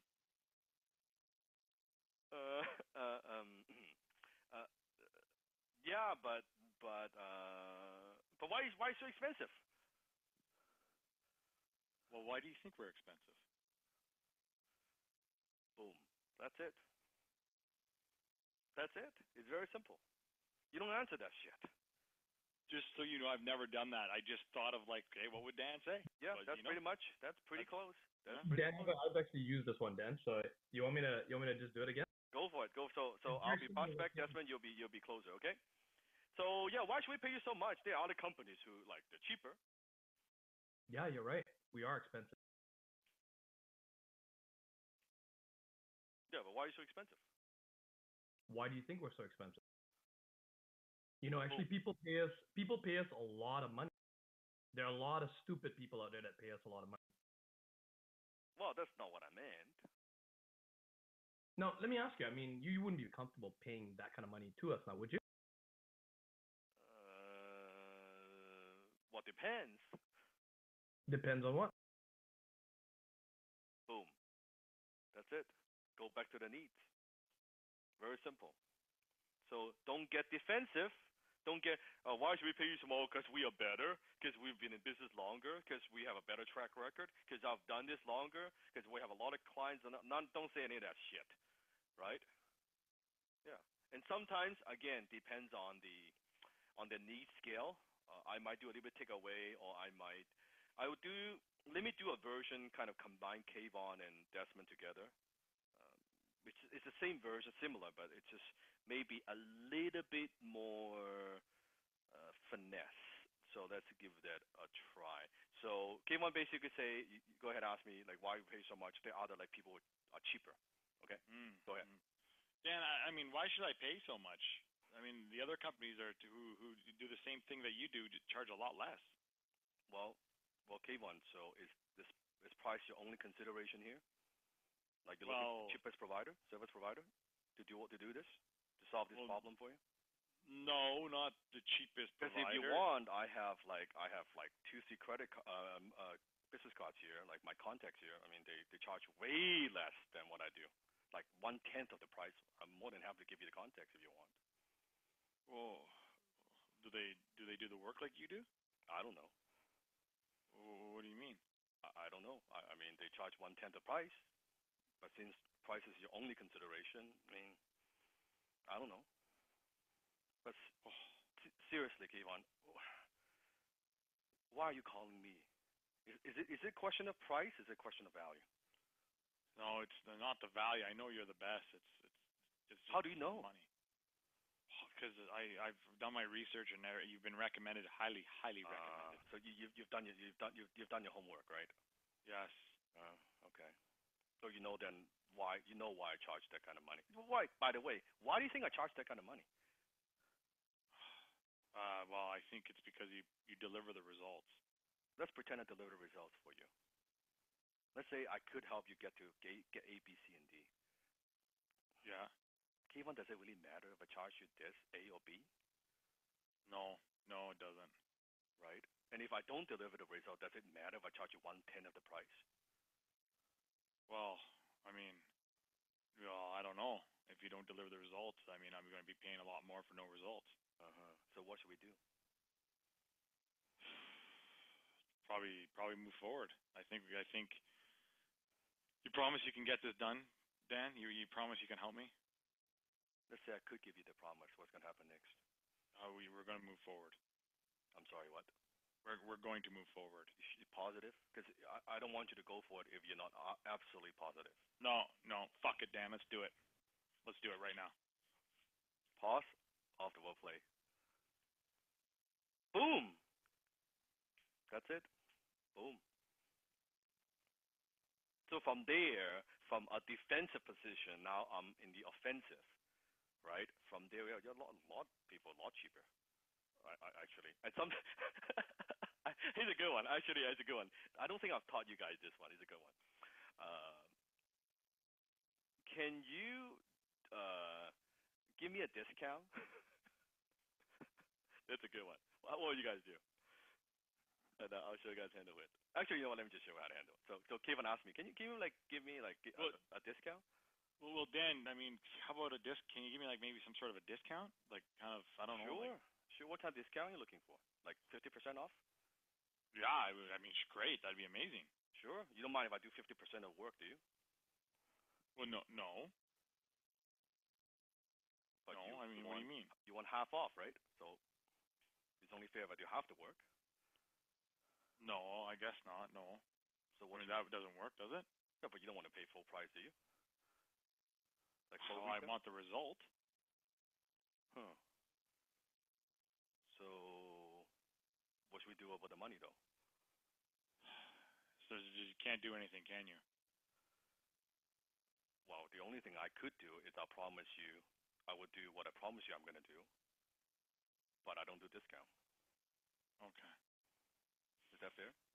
Yeah, that's fair. So what should we do? I think we can move forward. You don't sound like you're sure. Because if you're not sure, I really don't want to take this on.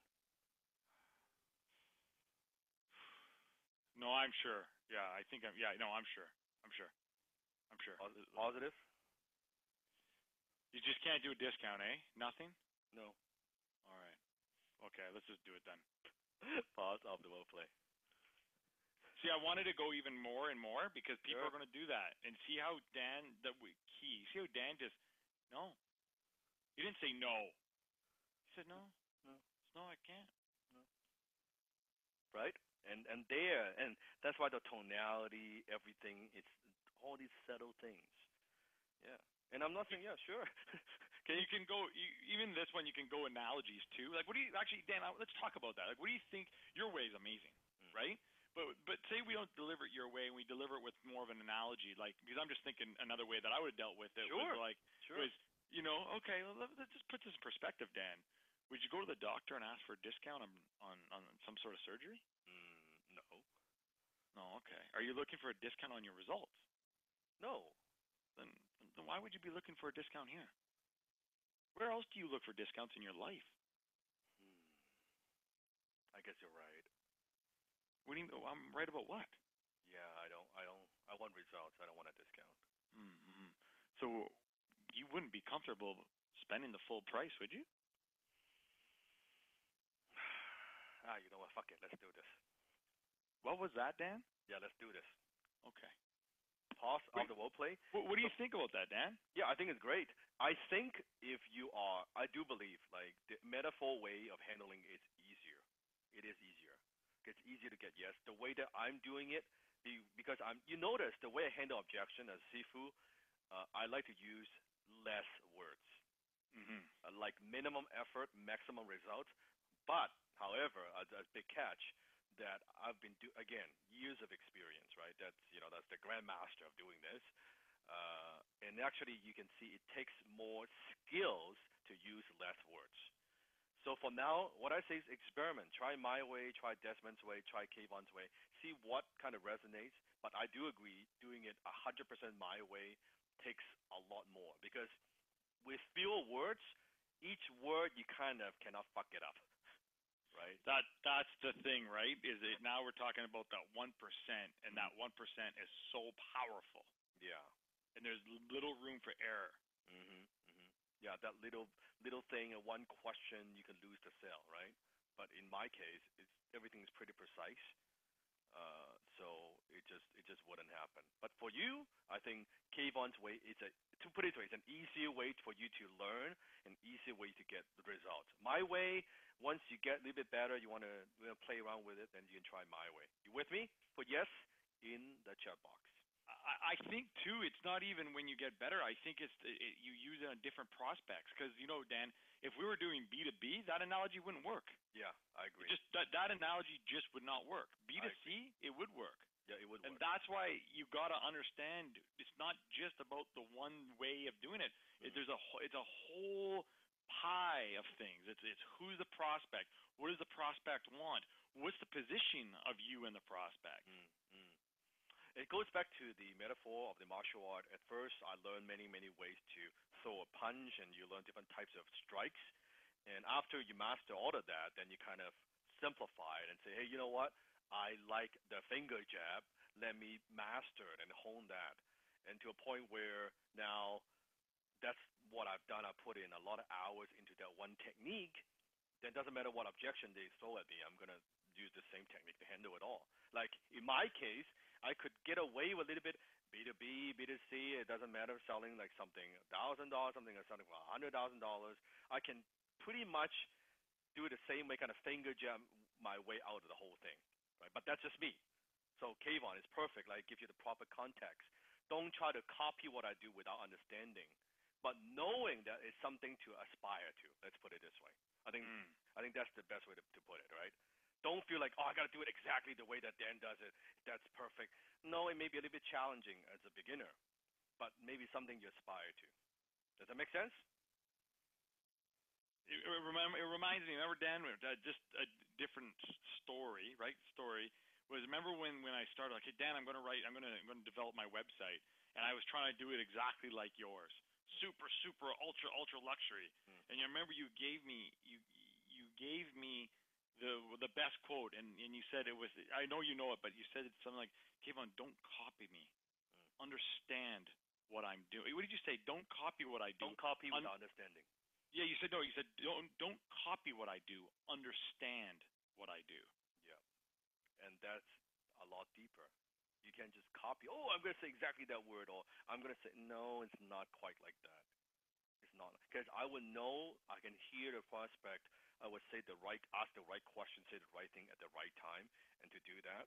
And even like at this point, I could even if I fucked up a few things, I could redirect and go in and still close the sale. It's a different thing, right? But for you guys, what you need, again, I like to use martial metaphor. When you first practice, be more accurate and be more precise. After you get better, yeah, you can get away with stuff. I can screw up a couple lines. It doesn't matter. Because my conviction and certainty is so strong that I could say certain things, I could still get the sale. It doesn't really matter, right? I still get a job done. But in the beginning, again, as a beginner, be more precise. Slow down. Practice. It's okay. Remember the line. Reading from a script. As you get so good, like I don't have script, I don't have anything, right? I just, let's go, right? I just like this, I just go. I don't have any of that stuff. I don't need to think about, okay, I think he is a ruby, or maybe he is a pearl. Okay, let me go through the agenda step, and I need to find out about the needs and the money. I don't have like all this stuff. It's just in my mind, right? I don't go through any of this. I just do. Right? Again, something to aspire to. Here's another one. Why should I or we choose to work with you? Here's a good one. Again, choose to work with you? It's so funny because I feel like I know what the answer is here, Dan, and it goes back to your philosophy of what, when Bruce Lee, passed, he had 3 moves. Yeah. And then objections are 3 moves. Yeah, that's it. Really, like, why should you choose to work with you? I don't know. You tell me. Yeah, that's it. That's why it's so easy. I don't know.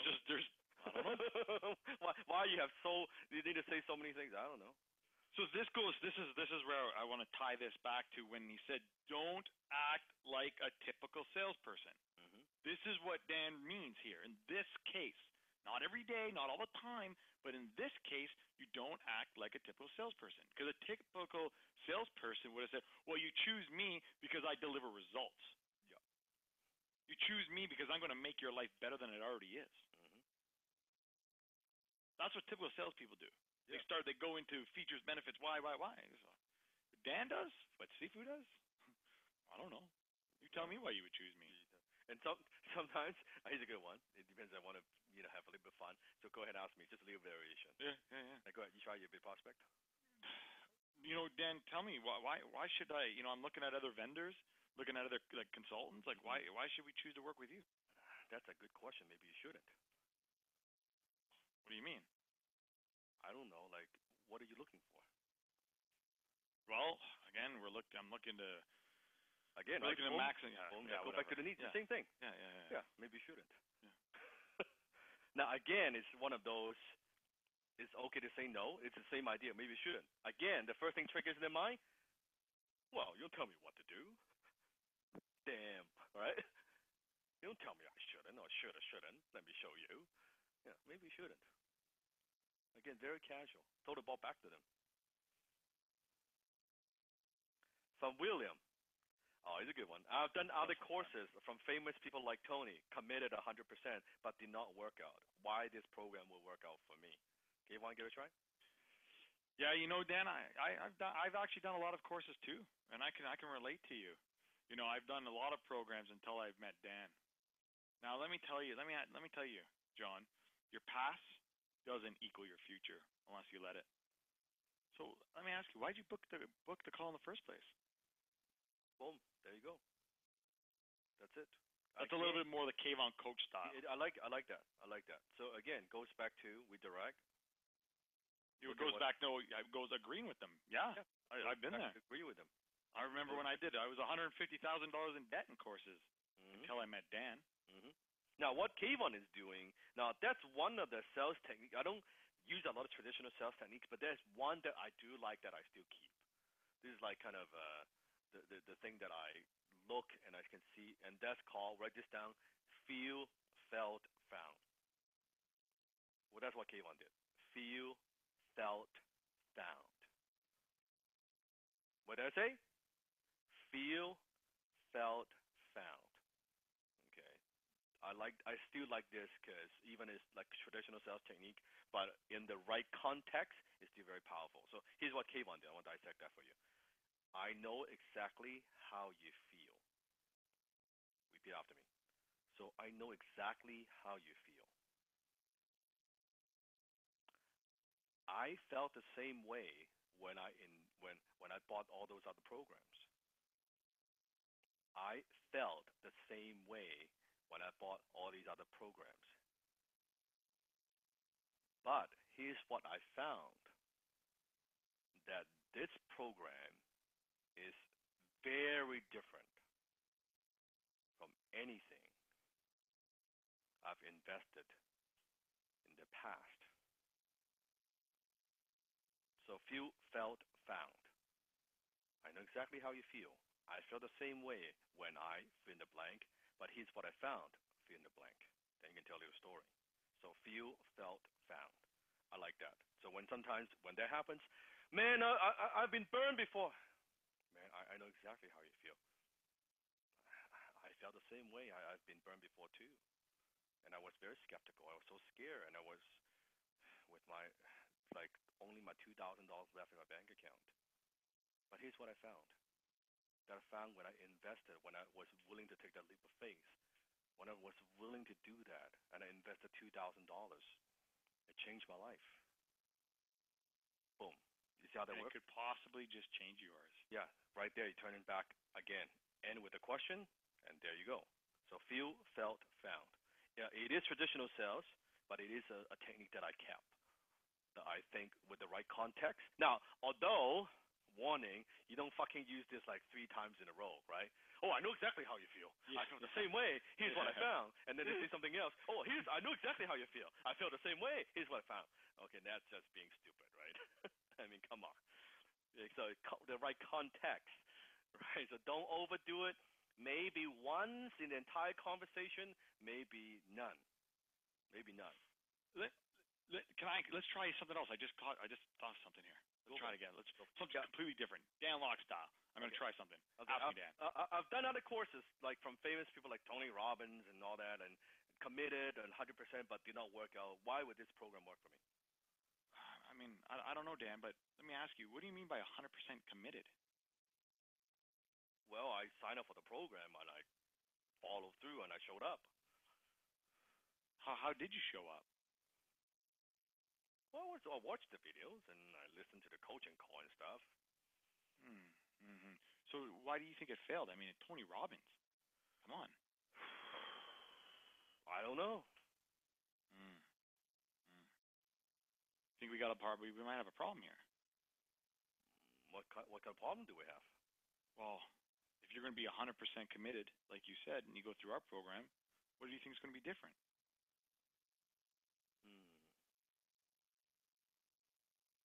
Well, maybe I try harder with this one. Now that could work. May I?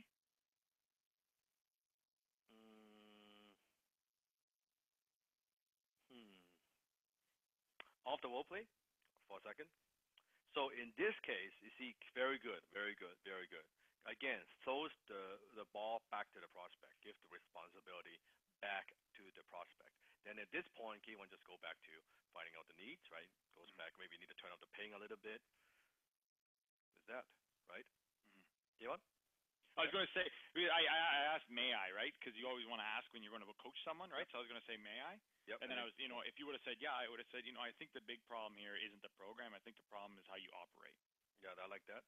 That's what I would have said, right? And I said, and right now, what it is you're operating like a broken entrepreneur, whatever the program is, right? You're operating like the person that's getting the results you're getting. So if this is going to work for you, you're going to have to change the way you operate, and we're going to help you do that. But you got to have to make that promise to yourself that you're not going to come through this program 100% committed. You're going to come through this program 100% open to change, open to opportunity, open mind, open heart. That's the only way we can get in line with you and really dig deep into what's going on so we can change the outcome, change the results you're looking for. Can you be open with me? Yes, I could. What was that? Yes, I could. Okay. Nice. So you see, with Kayvon, his style, he likes to kind of include, it's motivational, it's a little bit of coaching, right? And then wrap with a question, right? Perfectly good. It's especially the Sapphire, you've got metaphor, you have stories you want to share, it's perfectly fine. Now, again, I have to say this because I see it happening. Why do I use that style? Because of what I coach. What I close is more business opportunity. It's people that want to change their lives. Everything. You cannot use this style. Like, Dan, can you imagine if I try to use this style with one of our Dream 100 clients, closing a $50,000 deal with a business owner? They would just not work. Yeah, it wouldn't work. It would not work. Yeah, so that's why the approach. Now, when you first learn this, you may not be skillful enough, have the awareness enough to know, okay, this is the type of approach I could use to sell this. That's the type of approach I would use for selling something else. In the beginning, you would have no fucking clue. So it's okay. It's okay. I say focus on developing decent skill, amount, different style, just okay. Just play with it first. And then naturally you would evolve and you would learn, okay, you know what? I am a little bit better. I always close better selling this type of program and products. No one could sell everything unless like you're at like Kayvon's level or my level. But for most people, they would focus on certain aspect. Some people, they're very good at selling coaching. Some people are very good at selling seminar. Some people are very good at selling health type related stuff. Some people are very good at selling relationship program. You'll find that usually the stuff that you're passionate about, you have some knowledge about, you would sell better. But until you're very, very, very, very good, then really it doesn't matter what it is. I mean, it really does not matter what it is. Here's another one. Why do you have to buy this specifically while there are other options? From William, why do I have to buy this specifically while there are other options? This is easy. Let's see what Desmond has. This? Why do I have to buy this specifically while there are other options? Sneaky, Kayvon, yeah. All right, so go ahead. Yeah, so why do I have to buy this specifically while there are other options? I don't know. You tell me. In fact, you're right. I think you should buy the other option. Boom. That's it. As simple as that. I knew Desmond was going to say that's why I called him out, because I knew that was the answer.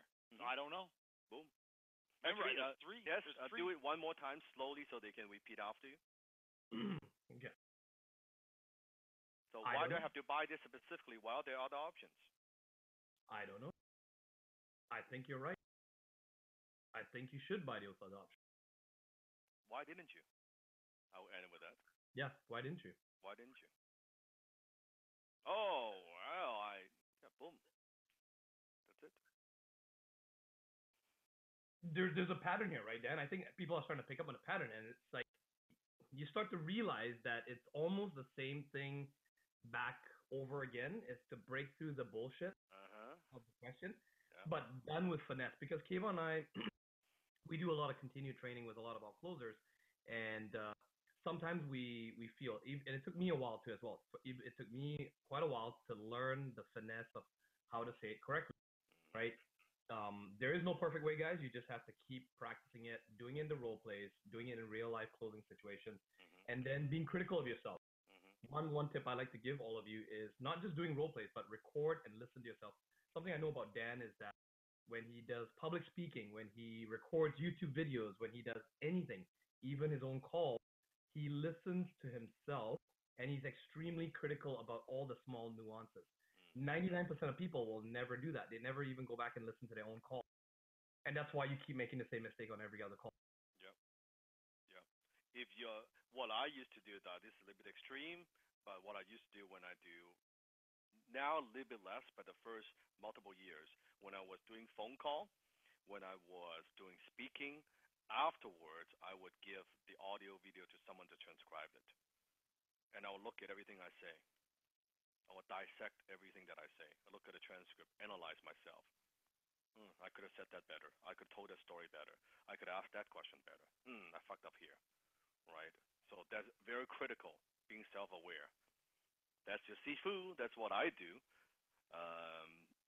But it goes back to the principle of looking at what you do and making those incremental improvement, right? And that's how I got good. William said, I can't get deep enough prospects, just avoid the questions. Actually, this is easy. You guys want to take that? Or you want to, Kayvon? The reality is you can't get deep enough because you're too scared to get deep. I think it's you're not getting deep enough because you're just too scared to ask the hard questions. Too scared to actually go deep enough with the prospect. Yep. And the prospects, remember, the key lesson, prospects hold their poker hands very close to them. Yeah. Yeah. Risa is asking, let's do a bathroom break. Sure. Why don't we take a 5-minute break? Go for it. Go for it. And this is new too, eh? The bathroom breaks are kind of new. The intermission, we should have like music or something. Well, because now we're going so long, right? Before like an hour and a half, like now each class is like fucking 4 hours. But you guys enjoy it, right? Yeah. So we're taking the time. We're over delivering, definitely. Yeah. There's so many. I'll just look at this too, Dan. I can't get deep enough. There's so many things there. It's not just him getting scared, being scared to go deep enough. It's I can also say, okay, well maybe he's not listening. Not listening to the right triggers to go deep enough. I think, but most of the time is your own stuff where you're afraid to go deep or you're afraid to again grow some balls. Yeah. What's the worst case scenario? I can tell you all these years when I am going deep, like level 2, level 3, very rare where the prospects actually say, no, I don't want to talk about that. I'm telling you, I've had that maybe a few times out of the thousands and thousands of calls that I've done. Whenever I go deep and you ask with certainty, You would be shocked. I have prospects on the phone telling me stuff that first time on the phone, they're telling me stuff they have never told anybody else. Their spouse doesn't even know this shit. And I'm sometimes like, whoa, that's a little bit too much information. Right? Then I want them to ask themselves though, why is that? Why do you get that reaction and they don't? Yeah, because you got to think about in our daily life. Think about the people that you know, all the people around you, all the people that you met over the years. Just think about it, okay? Picture that for a second, okay? Out of all the people hundreds of people that you met in your entire life, how many of them are actually good listeners? Tell me a number. Out of everyone that you've known in your entire life, how many of them are actually good listeners? 1, 0, 0, 4, 3, rare, none, 0, very few, 1, a couple, shit, none, 2, 3. Your whole entire life. See, Sifu, let's define that even deeper. What defines a good listener? What does that other person have to do to make you feel that they're a good listener? That you're not just listening to the words, you're listening to the emotions. You're listening to the soul, what they're going through. And what happens is, human beings, when you have such a good listener, people just open up. Because in other areas of their life, nobody fucking listen, nobody care, nobody ask questions. Even as a perfect stranger on the phone, even though you are closing them, but they know when you're listening, they feel understood, they open up. And that's why they tell you a lot of these things, a lot of deep things they've going through. That's why sometimes you do this so well, it's very normal. People cry on the phone. People do. People break down on the phone. They do. Because you go so deep.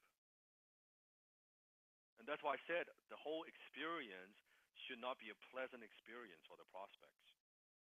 So if you get some of those, like, well, like I know if you're a pearl, you're like, oh my God, people are crying. Oh no, I want to cry with them. No, don't go down with them. Know that that's where you lead them there. They're crying. It's okay. It's a lot of emotion.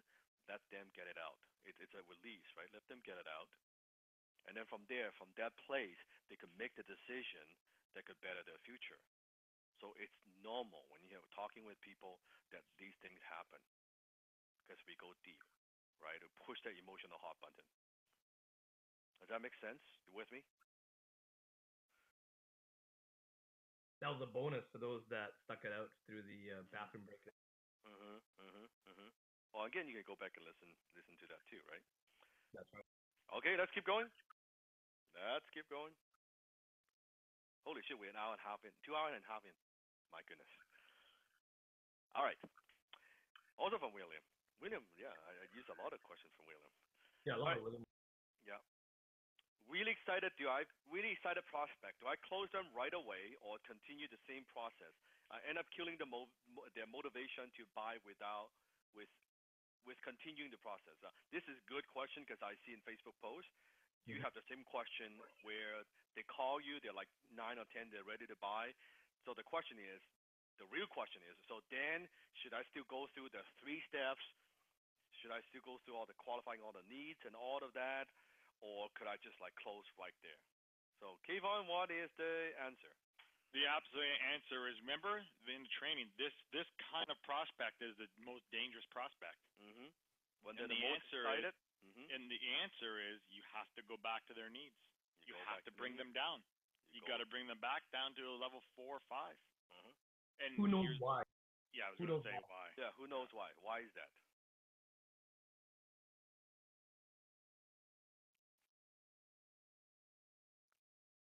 Refunds? No, because they only go down. Yes, Anthony. Yep. They could only no pain, nothing to go on after. Bias, remorse. No skin in the game. They're committed prospects. Yes. Go through all the levels. Yes. If they are truly ready to buy, when you take them through the process, it only makes them a more committed buyer. It's not going to make them less committed. It just reaffirms, hey, you're listening to me, you understand my needs, I know what I'm getting myself into. It just makes them a better buyer, even though they are completely ready to buy right there, right? Now, again, a little caution here, that when you get very, very good, I have done things where they are ready to buy and I just close them. I have done that before. But for you guys, it's better you just follow the 3 steps, go through, find out the 4 needs, do the scale, and do all of that. Like I've done where, okay, well, let's say, let's just try that. Okay, you're 10 out of 10. Now, don't do this. This is like, what is it? Sometimes like you watch a movie, they're telling you, hey, don't try this at home. Right? Okay. Yeah, don't try this at home. I'm just doing a demonstration, right? That okay, so you're ready to buy, you have the money, you call and say, let's go, Okay. right? Go ahead, try it. Yeah. Hey Dan. Yeah, Daniel speaking. Hey Dan, man. I've been watching your YouTubes. I absolutely love everything you got. I went through your sales pages. I know you charge $30,000. I'm in. Let's get going. Okay, what's your credit card number? It's 4, 5, 3, 2, 1. Boom. I've done that. But again, don't try this at home. Don't try this at home. But you see how that's good, right? Yeah. Okay. What's your credit card number? Yeah. Okay, 4, 5. Okay, let's go. We're talking about balls. That's brass balls right there. That's the ABC of closers. Right? You think, oh my God, it's so on. Okay, what's your credit card number? Now, but that right there, if you listened to my tone, we listen to it again, you can see my tone is I'm not surprised. I want to listen very closely. My tone is, yeah, this happens to me all the time. So what's your credit card number? Okay. Not like, oh, okay. Like, you want to buy now? No. Oh, okay. What's your credit card number? Happens to me all the fucking time. That's the attitude. Big difference. So again, don't try this at home. Don't be like closing one of our influencers and closing for me, and they call and you pick up the phone and say, "What's your credit card number?" That's what Dan said. You know, please don't do that. Okay. Olaf, say 1 sentence closer. That's good. Maybe if we could just put this in perspective. Yeah. As good as I believe I am, I won't even touch that. Yeah, like don't even touch. I wouldn't even go there. But you see, notice like when Kevin was playing prospect, when I say, so what's your number? He was, oh, okay, 4520. You see, right? He wasn't expecting that, but okay. Yeah, I was like, oh shit. I actually wasn't. I was expecting you to say something else. I've never heard you say that, so that's new. Right. So like, okay, so that's a very natural reaction. Okay, 4520, boom, and there was that. That's the one question closer. Yeah. What's your credit card one number? line. What's your credit card number? Yeah. Would you like to put out a Visa, MasterCard? Okay. Visa? Okay. You mean the one with the little seagull? Can you pull that out? What's the first 4 digits? Boom, boom, boom. But you see, the certainty, the conviction, the casualness. That's the difficult thing. That's all the mindset stuff. Here we go. Send me more information. I like this one. So, this sounds good. So, Kayvon, this sounds good. Send me more information. Well, what kind of information would you like me to send you? Exactly like maybe a package, like a PDF. It spells out everything that I'm going to get. Okay, well, Dan, that's why we actually do have these calls, is so we can answer all those questions. So what exactly is it that you're looking for? Boom. That's it. That's it. Remember the words? Remember the 3 words? Mm-hmm. Exactly. What? Precisely. Hmm? The other one Specifically? Yeah, precisely. I had a brain fart. Specifically. ESP, yeah. Exactly, specifically. Exactly. What exactly are you looking for? Mm-hmm. What, Dan, what haven't we talked about? Like, what haven't I showed you yet that you're looking for? Yeah. And then you can call it out. Boom. Sometimes you got to call out. Come on. Send me the information. Mm-hmm. You know what's going to happen. I'm going to send you the information through email. By the time it gets to you, you're going to have 20 other emails in your email box, and you're not even going to look at it. So you might as well just say no right now. It's exactly, Kayvon, it's exactly like the, I need to think about it. It's the same. Yeah, It's that's exact same. You're right. Same it shit. Really is. It's the same thing. When people say this to me, they're just trying to be polite. It's a no, really, right? It's right a no. there. It's the same. Or It's the same it's line. the money. Yeah, it's the money. Or again, so the other one, right? Okay, so if I do send you information, and you see and you like what you see, what would happen next? Yeah, that's a good one. The same one, right? If I do send it to you, let's suppose I could guarantee, let's suppose I could provide with all blah blah blah blah. What's gonna happen next? You like what you see? What's gonna happen next? The same, right? Here's another one that's happened to me in the past. This is it's an interesting one, just for educational purposes. Remember, there was a call. The guy, he has read one of my books. Yeah, he's read one of my books, and then he's asking about something else. It was I forgot what exactly was the offer, but then he was like, "Oh, can you send me another book?" Something like that. Or let me go. Yeah, no, actually, let me go finish reading your book. So he read the book halfway. He was saying, "Now we talk about all that at the end." Well, let me go finish your book, and I'll call you back. That's what which is similar to this. So try that, Kayvon. So he read half of my book. So I've read half your book. You read half of my book. We'll talk about the offer. Now getting to the very end, you kind of like, well, it sounds all good. Dan definitely want to do business with you, but let me finish reading half the book. I'll call you back. Oh, okay, yeah. Dan, this sounds all great. I've been loving your book. I'm halfway through. So let me finish. You know what I'm going to do is I'm going to get off the phone. Going to take a couple of weeks, finish the book, and I'll get back to you. Well, Kayvon, before I get off the phone, you know I wrote a book, right? Yeah. So what could you possibly get from my book that you cannot get from me personally? I'm the guy that wrote it. Yeah, that's a good point. Yeah. Boom. I don't know. Right? So I've used that line as well. See? Because here's the great thing. Anything outside of that is bullshit. Yeah. Anything outside of that. If Dan doesn't get a yes, he knows, just as a closer, we know it's bullshit. Yeah, it's bullshit. It's bullshit. It's bullshit. So what could you possibly get from my proposal? What could you possibly get from my PDF? Or let me look at your website. What could you possibly get from my website that you cannot get from me personally? Oh, I like that. Send me more information. Same idea. What can you possibly get get from an email that you can't get from me right now? Yeah. Right on the phone. Boom. The same idea. Ooh, that's good. That's right. Kayvon's learning something new. It's taking notes. That's the only line. That's my one-liner. That's it. Yeah. I'll never. Anytime someone asks me that, I know exactly what to say. Yeah. Let me look at your video. Let me listen to your podcast. Let me read out what could possibly get from my video that you can. It's me in the video. Shit. Well, I guess you're right. Yeah. And then just redirect them back again. Just tell them like it's the money or it's a no. Just you're just being polite. Yeah. What could you possibly get from that they cannot get from me? Right there. So Dan, let me go one. I already know the answer, but let me go one step deeper because I just had this situation where I said I can send you all the information, but really, what is it that you really want?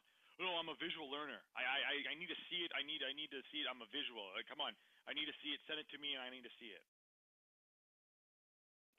Same idea. Let's pretend I send it to you and you like what you see and you like the visual and all that is good. Yeah. What's gonna happen next? That would happen next. Again, you turn every single objection. You see the pattern here?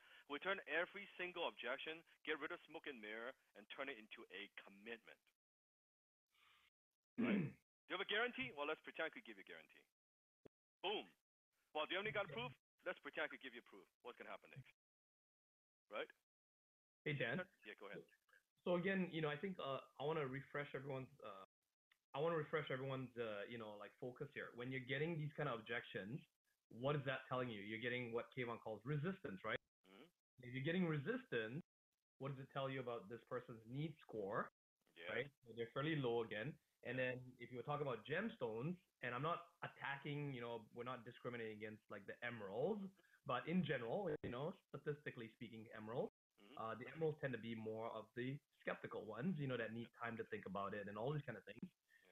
So again, for my methodology, and you guys don't have to apply this, this is just the way I've done it as well, knowing that I accommodate emeralds and I pre-frame a lot of that stuff. Mm-hmm. So if I'm on a call and I detect that it's an emerald, I'm getting a lot of these kind of questions, these kind of objections.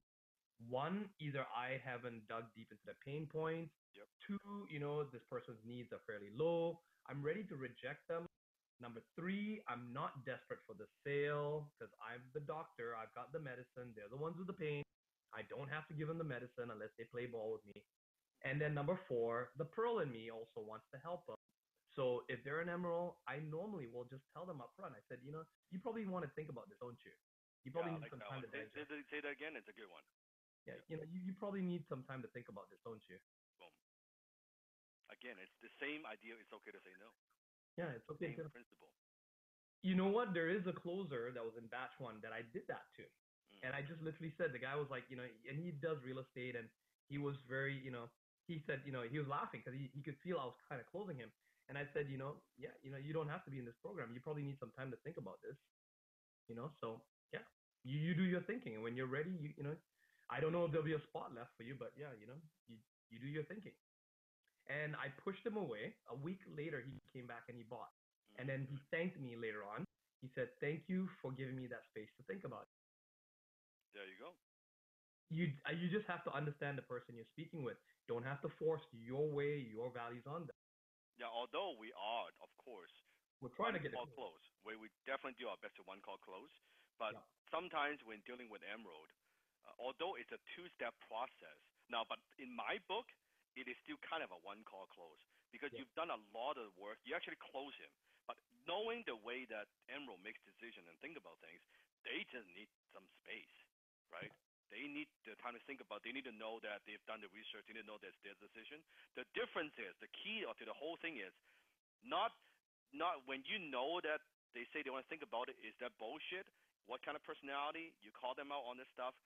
Get rid of smoke and mirrors when it's actually legit and it is an emerald and you qualify them, you're taking them through the steps. The need is very, very high. That's a different story, right? You have to know when is what.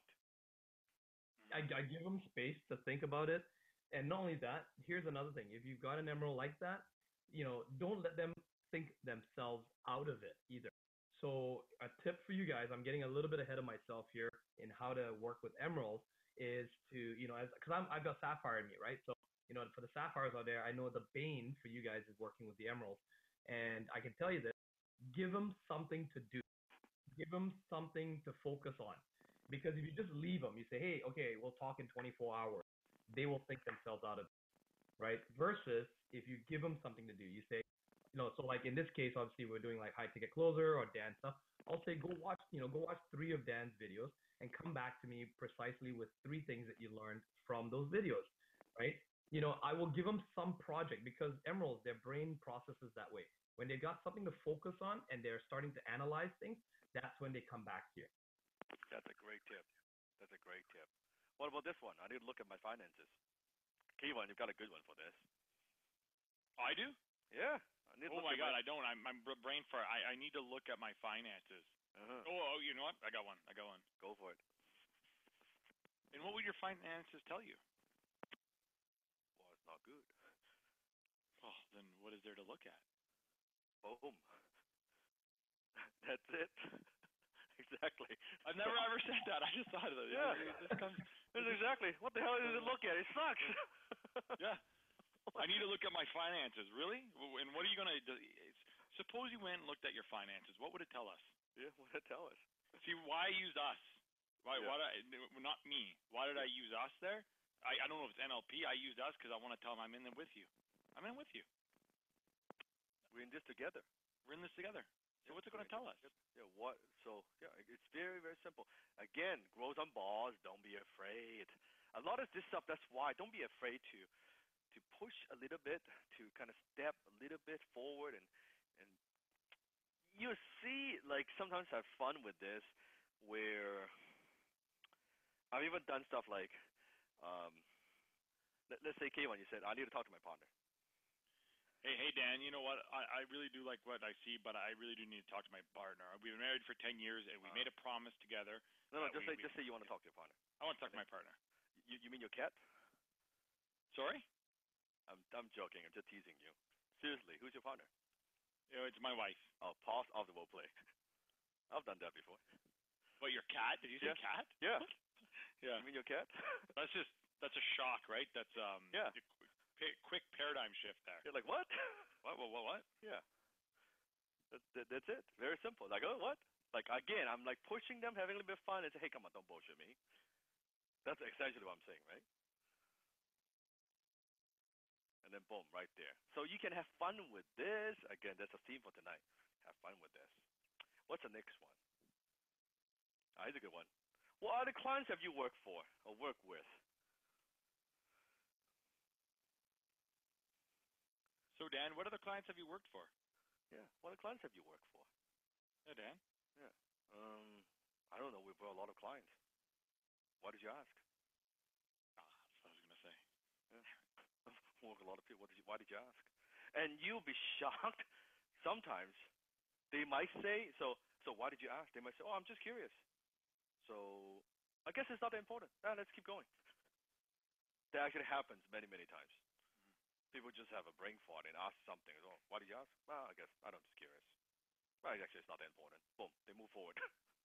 Like that's exactly how. So what are the clients that we work for? Now, another way you can do it. Let's say they actually legitimately want to know. So what other clients have you worked for? Well, I don't know. Why is that important? What kind of clients would you want me to have worked for or work with? What have you worked with? Like companies like in this industry and that industry, or like my industry? Well, let's pretend I have. Let's pretend I have worked with you in your ABC industry. What's going to happen next? You see the same pattern. It is the same thing. So that's why I love the hypothetical. You have to master the hypothetical. Let's pretend, suppose. Very, very powerful, right? What's the guarantee? I think we've covered that. Yeah. Same. Oh, that's a good one. What can I get a refund if it doesn't work? You know what, Dan? Here's the reality. If you're asking this before you even get into it, it's probably not the right program for you. There you go. You can take it away. Love that. Yeah. Or you can use the same thing. Let's pretend you do. You could get a refund. What's going to happen next if it doesn't work? Right? Cut through the clutter. Right? Go through the bullshit. Or here's another one. Hmm? Are you really looking for out before you even get in right now? I like that. Boom. Put the responsibility back on them.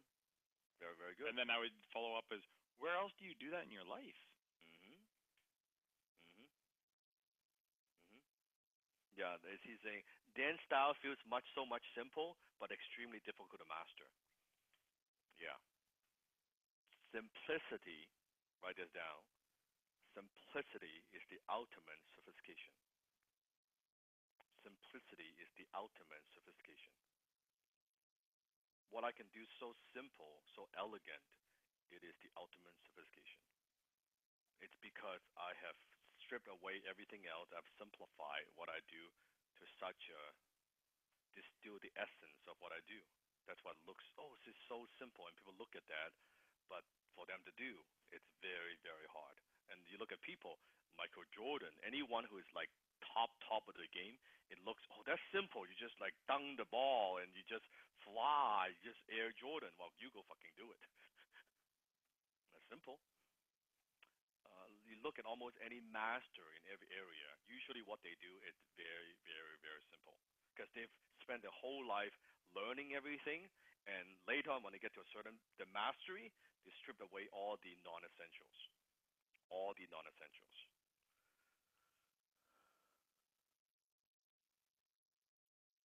Can you match a price of a similar program?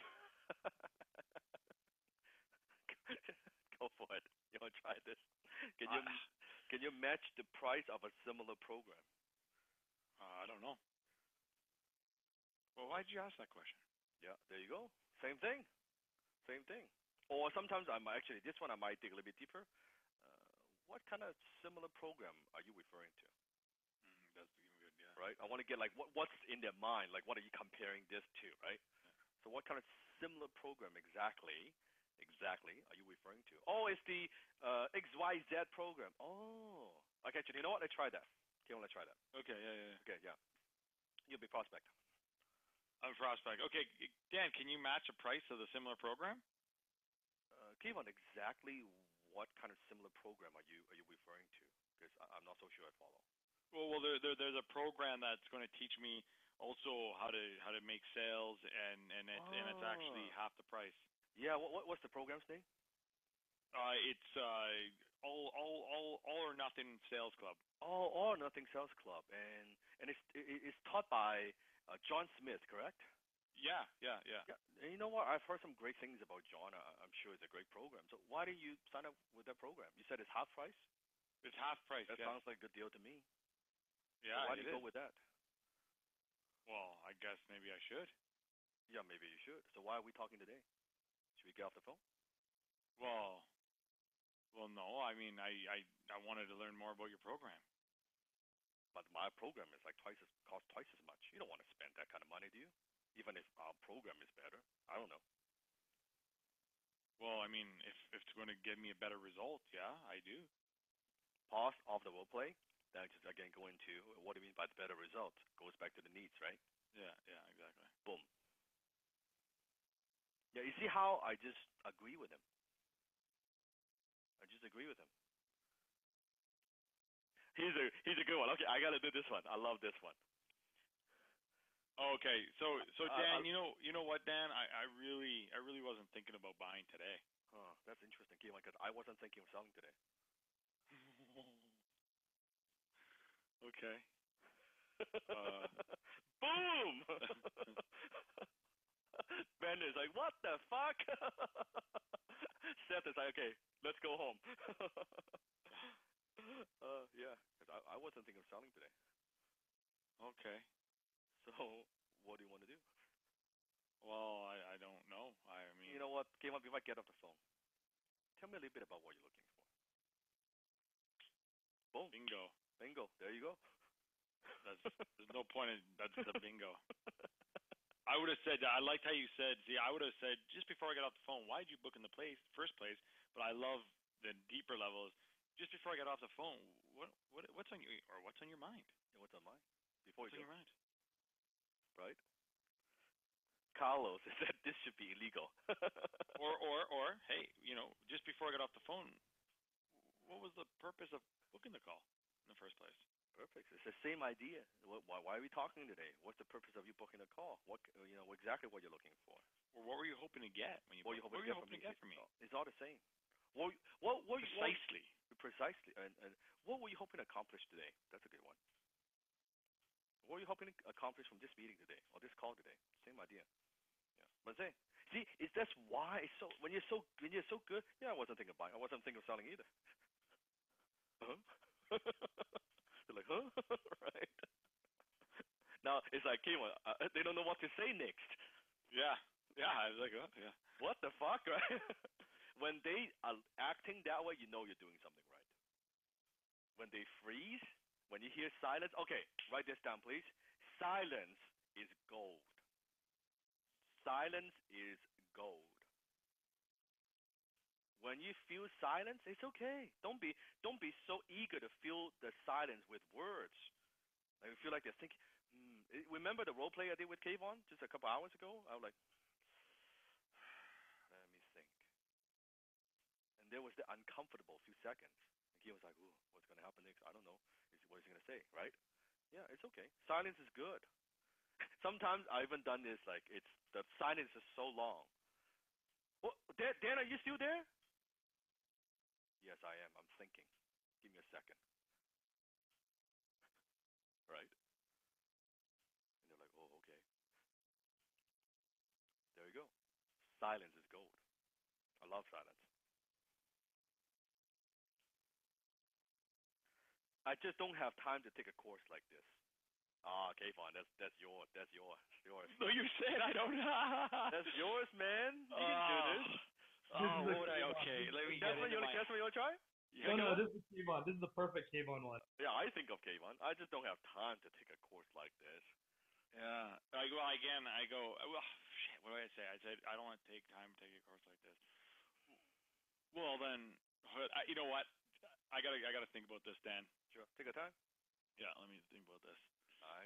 My life sucks, but I don't have time for this. Yeah. I don't have time to... I got it. Okay. That's what you're going to try? Yeah, I don't have a time to take a course like this. So when would be a good time for you to take a course like this? Oh, that's the best one. That's it good. Right there. I like that. That's good. Yeah. I mean, why are we even on the call here? Why did you even call me today? I'm thinking even deeper here. Like I know how Kayvon would do it. He would do it in such a way, and I'm not trying to be Kayvon. I'm just gonna help him out here. But I know Kayvon would reach back, especially as he gets people's pain points, and then he would dig deep and say like, so how long do you want to keep living like that? Yeah, that's what I was trying. That's exactly what I would say. But I was trying to do it in a different way to give it more, creativity there. But really, I would say isn't this so again? I would say, isn't this all the reason why you should find the time to take this course, so you can get the time back that you need, so you can start focusing on the things you do want instead of spending all the time on the things you don't want. Isn't this why we're on the call in the first place? Yeah. Like Kayvon, that worked with me, like, because I was like the single parent, right?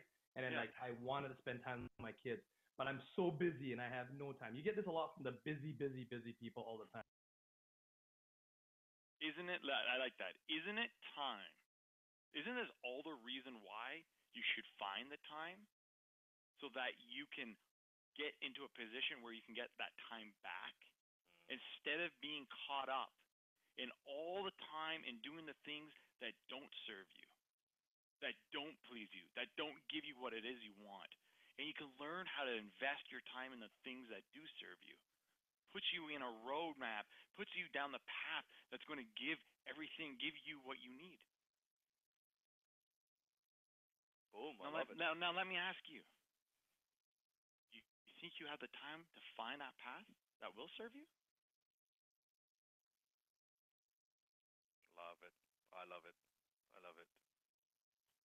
Yeah, isn't it? You just got to get me going. Yeah, isn't it time to make the time? Paul, it's a good one. I like that. Isn't it time to make the time? Yeah.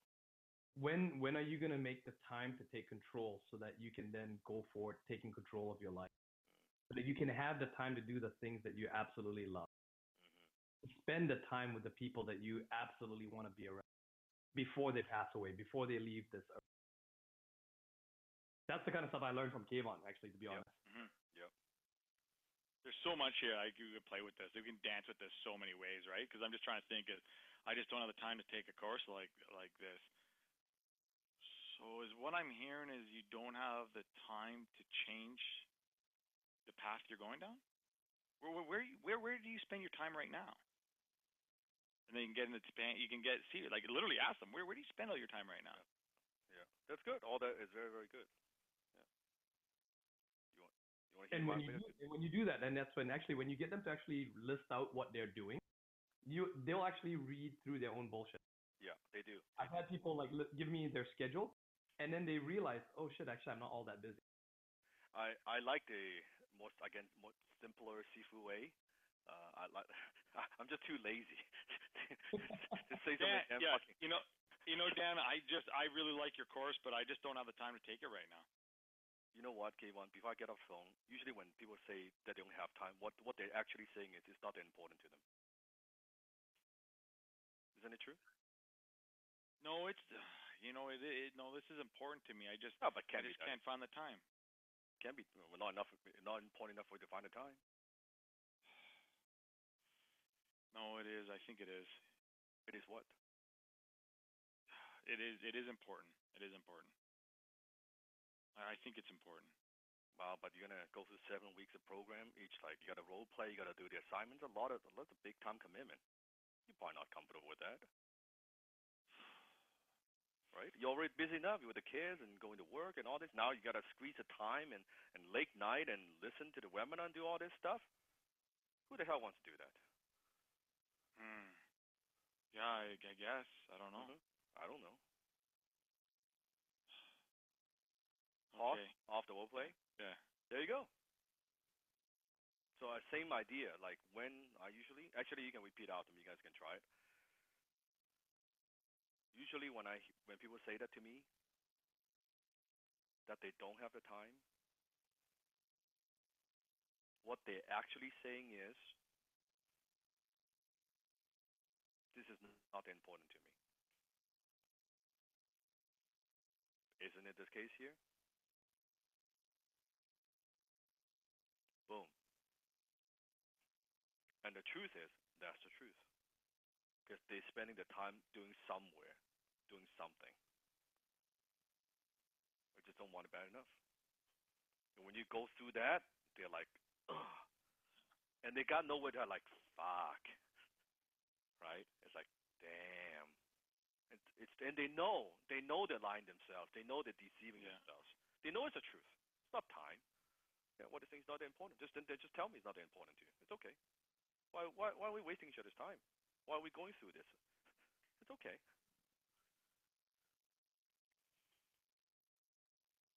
Rule number 3. Never put down your competitors. You see, during the role play, we've done all these. We don't put down our competitors. We don't say, oh, they suck, they no good, we're much better. No, always compliment your competitors. Oh, yeah, ABC company, they seem like a legitimate company. They seem like pretty good. Why didn't you go with them? Right? Don't put down people. Because the minute you do that, you turn to this green monster, this salesperson. You don't do that. Oh, yeah, that sounds good. Yeah, you're right. Absolutely, they're way cheaper than us. So why didn't you go with them?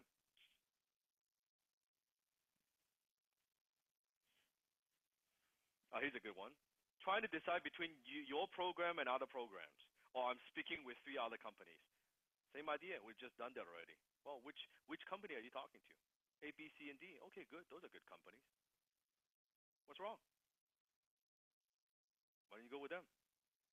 Why are we talking? Yeah, I like it. I love it because if they said I'm speaking with 3 other companies, great. Then why'd you book a call with us? Yeah, those are good companies. Oh, I'm just like shopping around. Well, I don't think you need to shop around. We're the most expensive.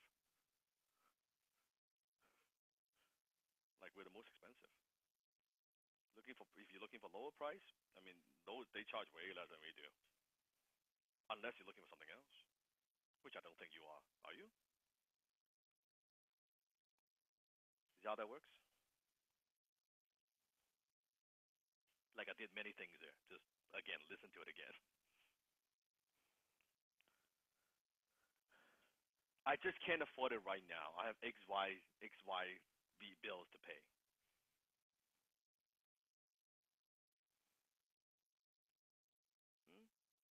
I can't afford it right now. I have XY bills to pay.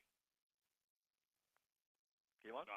Yeah, again, I'd go back to that's exactly why you need to, that's exactly why you need to invest. Yeah. Oh, isn't it why you should then invest in this? Isn't it why you should invest in the program? Yeah, something like that. Sometimes, again, it gives you just different variations. I'm just giving you guys a lot of different variations to show you there are many ways you can get to the sale, and there's not one way, right? I want you to learn different ways, right? Here's a good one. Oh, try it. So ask me. So I just can't afford it right now. X and Y bills to pay. How does that make you feel not being able to pay those bills?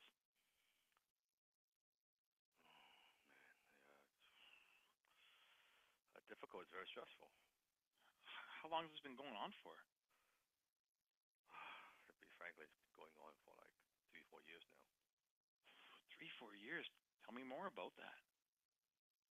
I was always just working hard and living paycheck to paycheck, right? Try to get ahead, but I just can't. So how much longer do you think you can go like this for? Quite frankly, I'm burnt out, man. I can't do this. And my wife just got pregnant, and we're gonna have a baby daughter, and I can't live like this. Your wife got pregnant, and you have a daughter? Yeah, just like about now 8 months pregnant. Oh wow. Yeah. Now let me ask you, Dan. Is this what you thought your life would be like? Paying bills, not being able to support your family? No. What happened? Jeez, I don't know. I'm just stuck, man. I work hard. I'm a good man. I work 2 jobs. I don't know, man. I'm just stuck. I tried. You tried? Like, what do you mean you tried? I work hard. I work long hours. I work weekends, and just no matter how much I work, and still the job doesn't pay enough. And my boss, just give me a hard time. Never appreciate what the fuck I do, and I need a way out, man. I can't live like this. Yeah, I don't blame you. That's tough, man. That must be very hard. So what do you want to do, Dan? How can we help you? Pause off the role play. So there you go. From their objection, now let's go back to the needs. So what I wanted to show was, do you see how deep I was willing to go? Mm-hmm. Like instead of me having like, oh, I can't pay bills, I don't have money. How do you live like that? That's what you got to be willing to do. You got to do it with the tonality of the empathy. Like, how do you live like that? I might, if you want to do it, like, it's awesome. You can depends on the situation. In this case, as a project, I might even go lower tone. I might even go a little bit more depressed. Oh yeah. Yeah. So just try that a little bit. So you're the closer. Yeah. Go. So even lower tone, and even I want you to just get to their level, and I want them to hear the difference. So who's gonna do it? Me or you, Dan? You. You're Okay. the closer. Okay. You want me to try? Yeah. You try. Okay. So Dan, I just can't afford that right now. I've so many bills to pay. I got my wife's pregnant. I got a girl on the way. 8 months pregnant. 8 months ago. Oh wow. And how long have you had those bills? Oh man, it's been like this for a couple of years now. It's bad. But didn't you tell me you have like 2 jobs that you're working? You're like, I'm working hard. Like I'm working 7 days a week. They say 24/7. I'm working 25/8 right now. I don't even have time to see my wife. oh wow. And what is your wife saying? She's not happy. She's pregnant at home by herself.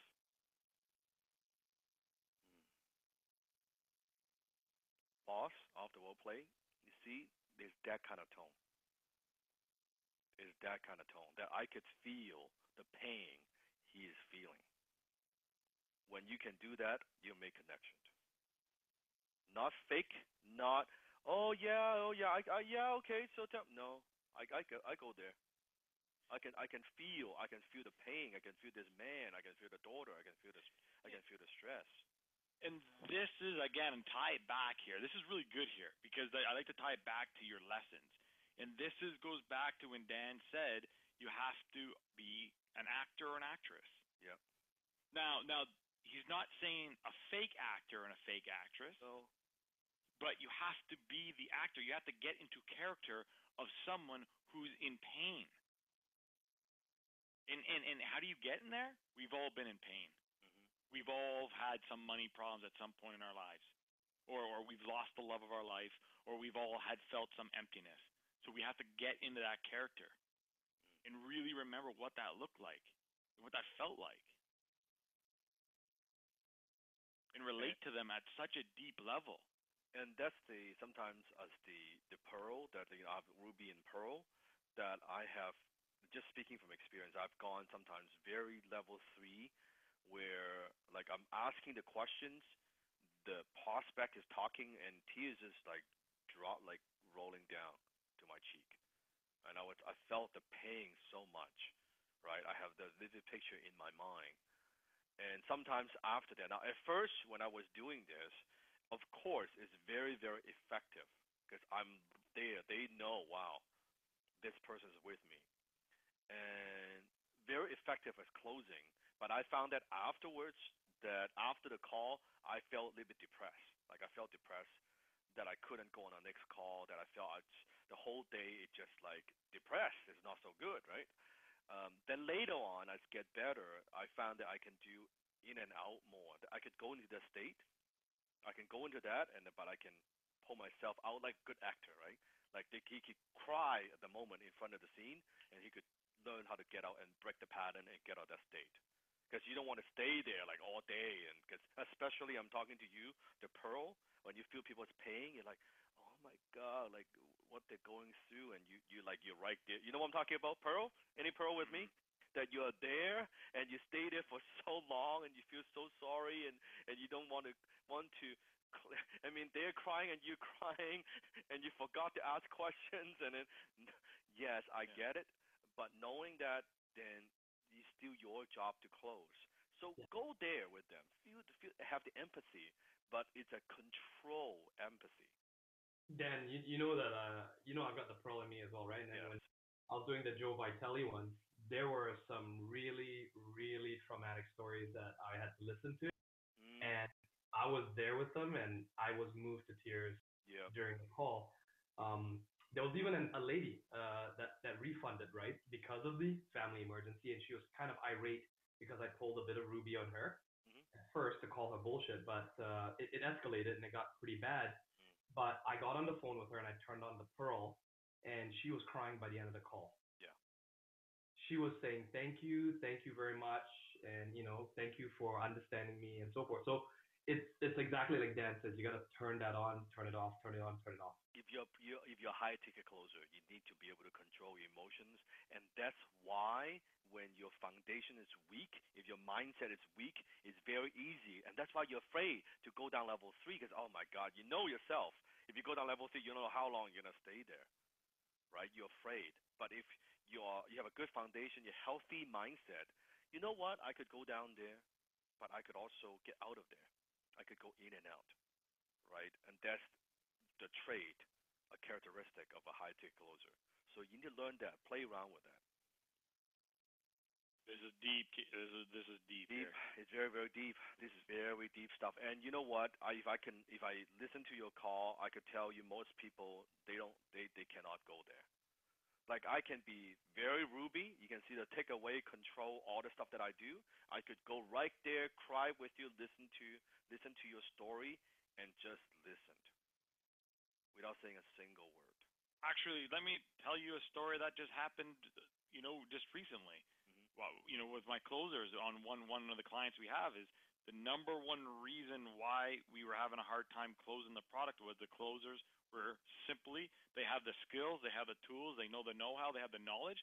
The only thing that they weren't doing was going deep enough. Yep. And because they weren't going deep enough, they couldn't close. Yep. That's probably the hardest thing. Emerald, especially Pearl, I think is easier. And the Pearl's problem is easy to go down with them, but it's easy to stay there. Right? They don't come back up. Emerald, I think it's the opposite, Dan. They do that, but you know what happens is you go down, so the Pearl goes down with them, and then they start feeling bad for them. You don't feel bad for them. Yeah. You can empathize with them, but you don't feel bad for them. Yeah. So one problem is you don't come back up. Yes. Second problem is you forgot you to do your job and you feel sorry. You say, I can't close 5,000 and like all this stuff now, the money issue, all this insecurity, all this stuff. My advice for the Pearls, and I'm speaking from a Pearl side of it, it's exactly what Kayvon said there. Now Kayvon's got this more Ruby, right? A lot of people think Kayvon's got Sapphire. I think he's a lot more Ruby than he is Sapphire. I've got more Sapphire Pearl, and I've learned to become Ruby. And it's exactly what Kayvon just said there. Don't forget. Now for the Pearls, obviously, because we want to help people, you can go down there with them, comfort them, empathize with them. Do not sympathize, empathize with them. But it is your responsibility and your duty because you want to help them.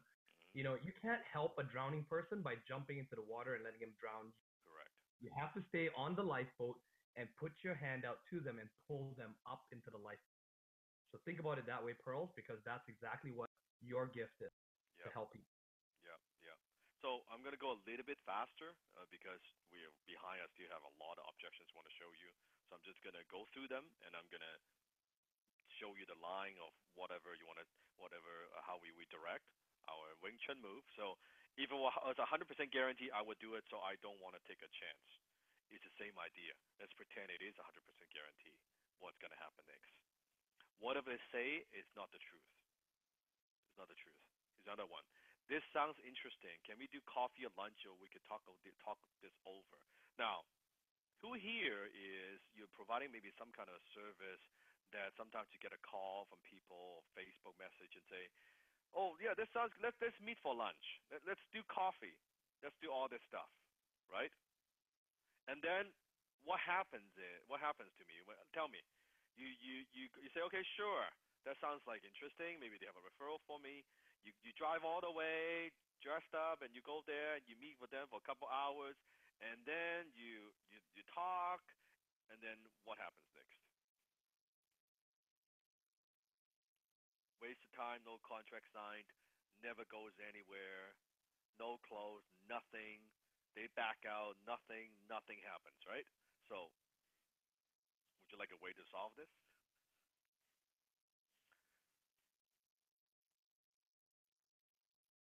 And Carlos said, you pay for the fucking lunch.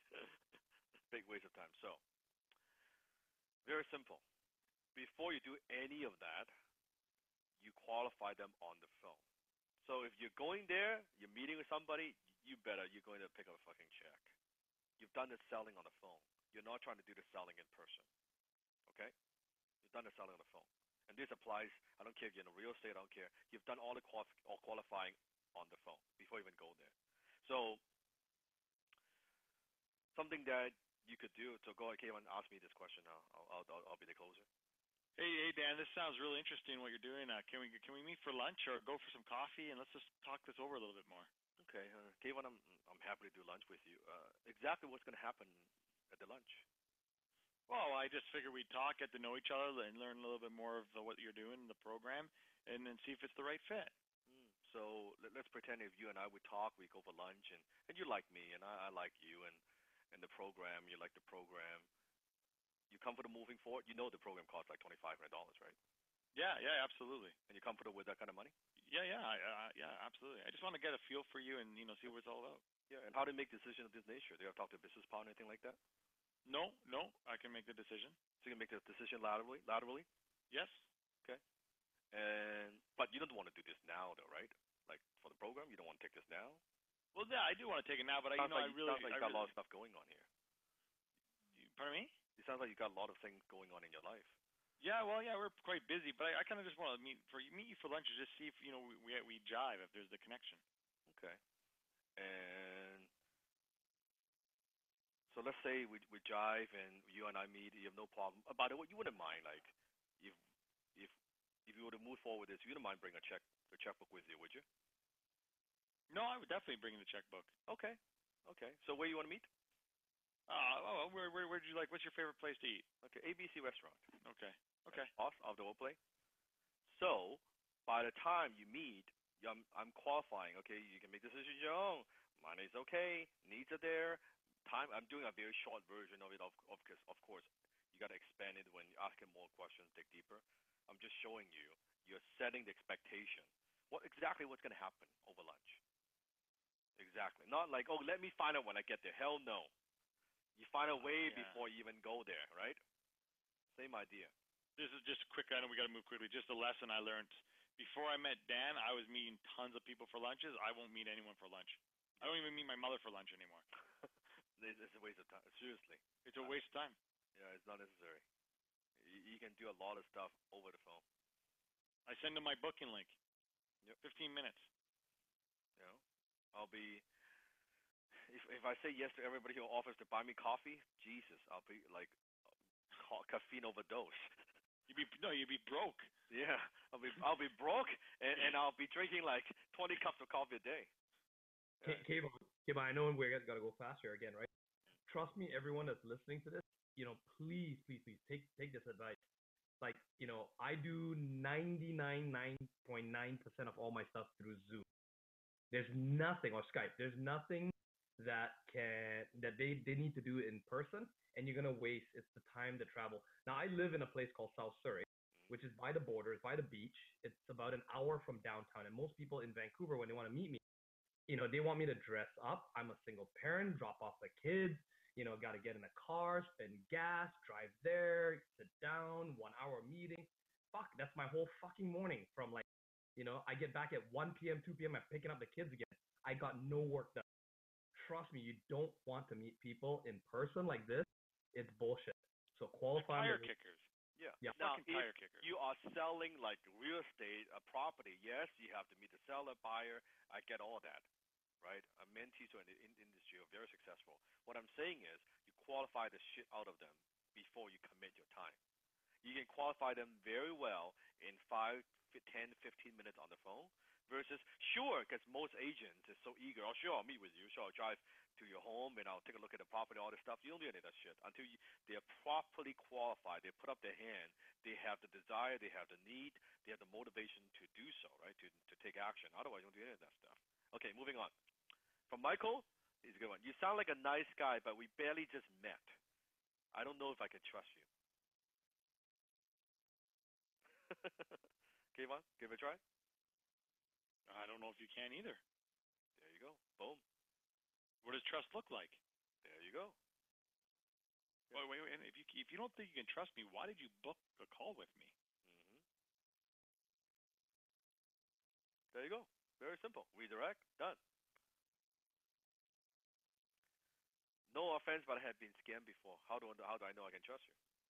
No, I don't know. You tell me. I don't know. You tell me. Maybe you get scammed again. How are things going to be different this time? Boom. So rule number 4. No, all of you don't say you have a problem with trust. No, see that? Yeah, that's a fighting. That's no. Then you're offending them. Yes. That's not good. Okay, so here's just quickly. Do you have a problem with trust versus what does trust look like to you? Yeah, what does trust look like to you?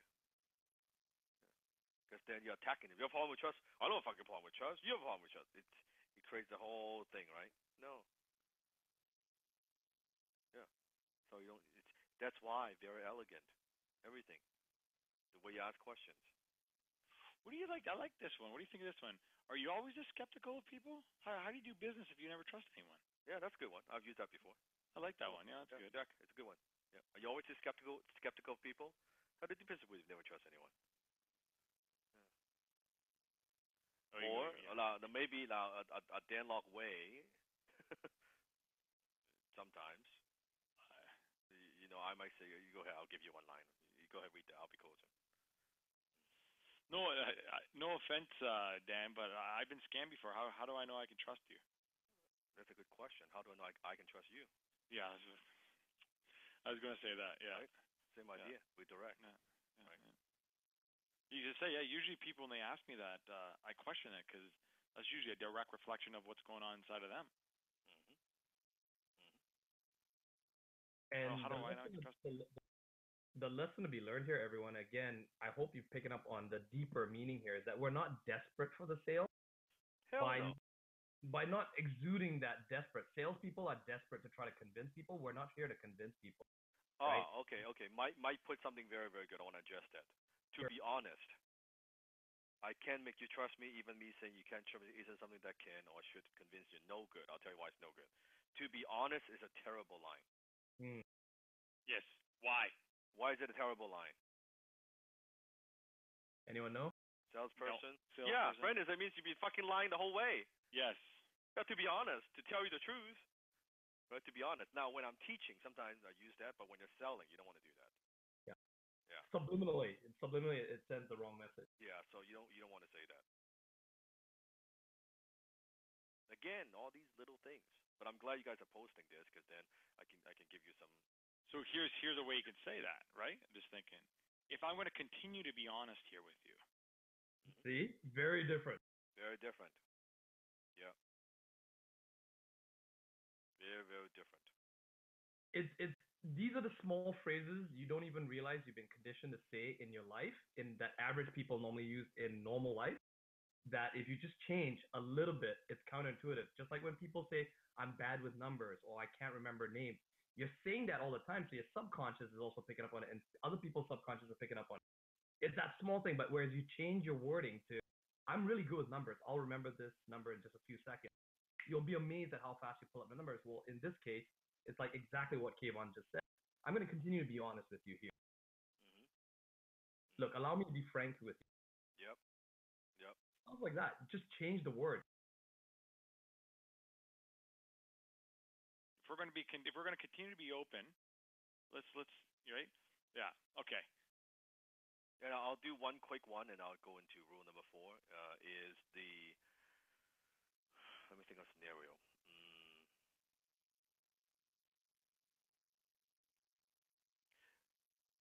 Well, Mr. Prospect, if you and I are going to do business, you're going to have to trust each other's credibility. If you don't even trust each other, we shouldn't even move forward. How do you feel about that? That's another way you can handle it. Sometimes I'll do the guarantee because this is a good one. I'm just on a roll. So It could be that goes back to the guarantee. Let's say you actually cannot offer a guarantee for what you do. But again, it doesn't matter if you could offer or not. Not you're always hypothetical, right? Use hypothetical and say, well, let's pretend I could offer you. But let's pretend in this case it's a $10,000 sale. K1B prospect. Okay. And it's a $10,000 sale. You're asking for guarantee. I cannot offer guarantee, but I want you to see how I go back and address that issue. Yeah. Okay, so go ahead. So Dan, I just want to ask, is there a guarantee? Well, Cleveland, what kind of guarantee are you looking for? Well, I just want to guarantee that if I do the program and you follow the system, that I'm going to be able to recoup my $10,000 investment. Okay, and let's pretend I could offer you the guarantee. What's going to happen next? Well, I would be comfortable moving forward. Okay, and you don't have to talk to a spouse, a business partner, anything like that. You can make a No. decision on your own. No, I can make it a decision. Yes. Okay, and you would want to do this right now, not 3-6 months from now. No, it has to happen now. Yeah. Okay, and if I could offer you a guarantee that 10K is not a problem, you can pay all that upfront, right? Yep. Okay. Okay, Kevin, let me tell you this, that with this program, all I could guarantee, I've shown you some of the people, the results that we've gotten for other students. But I can't guarantee your results. Nobody could. If anybody says they could guarantee your results, quite frankly, I think they're lying to you. They're not being truthful to you. You don't want to start a relationship based on a lie, do you? No. So where should we go from here? Well, I guess I don't know. I guess we should move forward. Boom. So right there. I love that. I like how you said, like, we don't want to start a relationship on a lie. You don't want to start with it based on a lie, do you? And boom, it's just so. See, that's why it's so fucking honest. I'm not trying to like pull something over. No, there's no guarantee about pretend. No, I want to get rid of smoke and mirror. Focus on your needs, and at the end circle back. I can't promise you that. Nobody could promise you that. And if anything promise you that, they're not being truthful to you. What works for me, I've been saying lately, is like, I love that, but I can't guarantee your work ethic. Yeah. I can't guarantee you're going to show up. Listen, as much as I would love to, I can't guarantee you're going to even get out of bed at 7 a.m. in the morning. Yeah, I can guarantee that. I can't guarantee any of that. I can't guarantee that. But what I can guarantee is that you're going to get a system that works. And what I can guarantee, the ones that go through it and listen, get the results they're looking for. Now, can you guarantee me that you're going to wake up and do the work? Let's put it back on them. Yeah. Right there. Or you can go hardcore.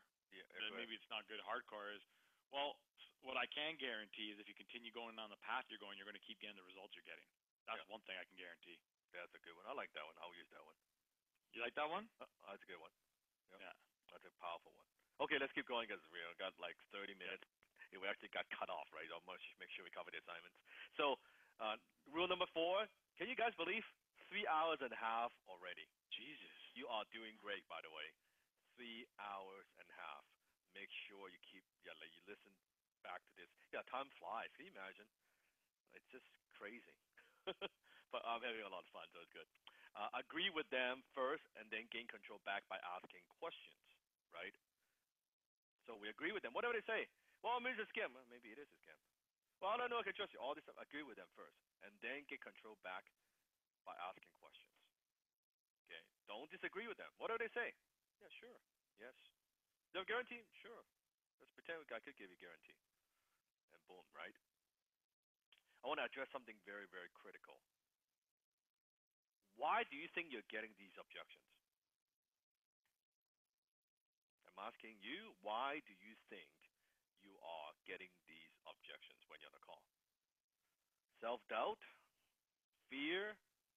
More pain? Excuses? No, why are you getting these objections? Needs? Cannot deliver value? Yes. Weak foundation, negative people, lack of self-confidence, object yourself. That's what Olive said. Now, I haven't taught this last time, but in batch 1, I haven't taught this even to Kayvon and Desmond. But here's why you're getting these objections. You notice as you're closing people, you're talking to different people, you notice probably it's the same 3 or 4 objections again and again. You notice that sometimes when you role play, it's the same.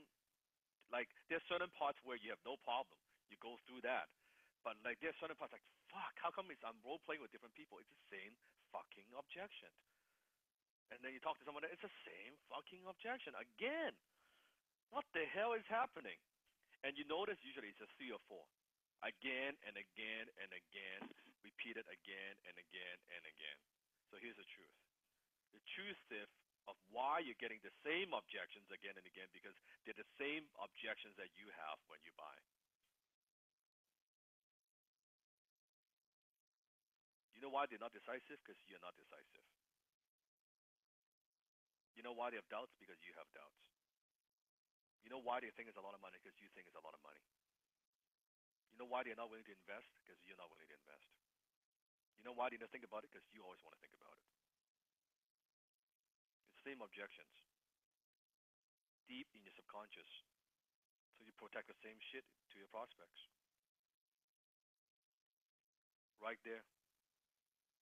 That's why. That's what it is. It's the same shit. Again and again and again. It's exactly like in mirror. Yeah, Johnny, let this sink in a bit. Let this sink in a bit. You project all your insecurities, all your uncertainty, all your negative association with money and sales when closing. There's absolutely no hiding. There's no hiding. The tactics, the mechanics, it's easy. I teach you. I'm teaching you. The lines are not hard.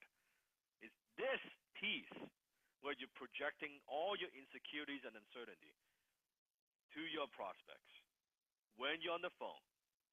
That's why you get these objections. Why they always giving you price objections? Guarantee you have negative association with money. You may not realize it, but you have. That's why you keep getting all these price objections BS.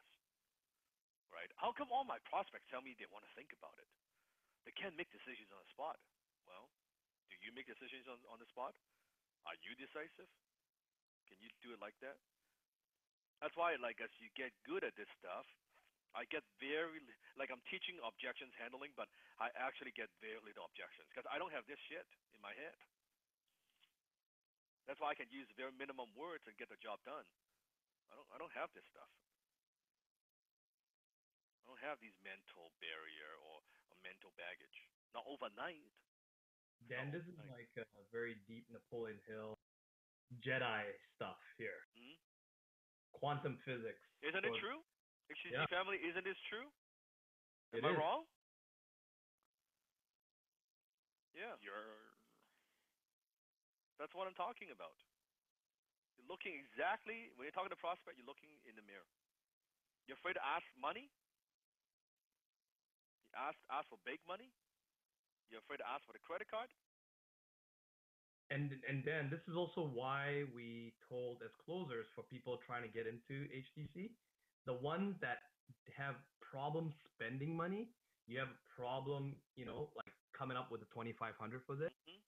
I hope we can now reveal and pull back the curtain for you, because when you were on the other side, those of you who are saying, oh, well, if this program's so good, then why doesn't Dan just, train us and I'll give you double my commissions back or whatever I earn, and Dan will make more money. It's not about the money. It's not about the money. Dan's testing you from the start, whether or not you can even do this. Because if you can't even do this, you won't be able to close a $10,000. You won't be able to close a $25,000 deal. You won't be able to even close a $5,000 deal if you're not willing to spend $2,500. You can't even close a fucking $500 deal. That's what I'm talking about. But when you get the mindset, yeah, it's just a number. So 500, and another zero is 5,000, and another zero is 50,000. So what? It's money. It's just money. That's why when you are doing this stuff, like, Cheryl was asking, yeah. That's why we resist the role play? Yeah, that's exactly why you resist the role play, Cheryl. Because you know it's a mirror. You can't hide. It's so transparent and so obvious to yourself and to your prospect, to everyone role playing with you. They know. They know. However, when you go through this process, it's not just why it's not role play. When you go through this process, it has a huge, powerful transformation effect. It's a huge transformation effect. That's why this program is so different, right? Kevon? I was going to say, even Cynthia just said, that's why I don't want to ask personal questions because I feel nosy. Mm-hmm. That's you projecting your own belief system. Because you have a wall. You're guarded. You don't want people to ask your personal questions. You want people to dig deep. You don't want people to know your pain. That's why. It's not the prospect. It's you. So ponder on that. And we have a business partner, a mentee, who was exactly the same way. He was always the ninja. He was always the quiet one. He was always the observer, right? But we had a dinner after over a year of very close interaction, and he finally broke down into tears when you dug deep into his deep pain, and you dug deep into why he always has this facade up. And he doesn't like to ask people questions. He doesn't like to, because he doesn't like people to ask him questions. Yeah. And he never opened up to anyone. And he was always holding it all inside, trying to figure it all himself. Until he opened up, we saw a shift. And that's when he became 2.0. Yep. And no different. Remember a couple of weeks ago I was talking about, I'm not interacting with people. I'm just an observer. I don't use Facebook. I don't post. I don't post video. I don't do all this stuff. Well, that's why I said, if you're an observer on Facebook, you're not interacting with the HTC family, I know that's how you've been operating your whole life. You've always been an observer. You don't commit 100%. You don't show up. You don't do your assignment. Guess what? That's your pattern. You've been operating like that your whole life. I know. I look at even people who comment, you half-ass and type and all this stuff, and you're with typo and just looks like shit. Don't pay attention to details. That's how you operate. All areas of your life. It's very simple. It's like you can see why. How come Dan knows me so well? It's like has he been hiding under my bed? What the heck is this Jedi thing, right? It is. I just know. And that's through virtual. If you're in front of me, my goodness. My goodness. And that's why when I look at people, I look at your eyes. You can't hide. I know a lot. Just lock eyes with you. I look in your eye. I know a lot about you. And even though we have this the first time we meet and we talk, and you're like, fuck. Dad knows. I just know. You can't hide. You just can't hide. I don't just know you. I'm not talking about your personality. I'm talking about your beliefs, what holds you back, everything. And by having a few 5, 10 minute, 15-minute conversation, sometimes I don't know if it's a gift. I don't know sometimes it's a curse. I just have this gift. And when I have that, again, goes back kind of like Matrix. I see the green code, and I just do, and some I can't turn it off. I read people so well, and I know what holds people back, and very difficult if you're having a conversation with me. It's very difficult for you to BS. It's very difficult for you to BS me. Very, very hard, right?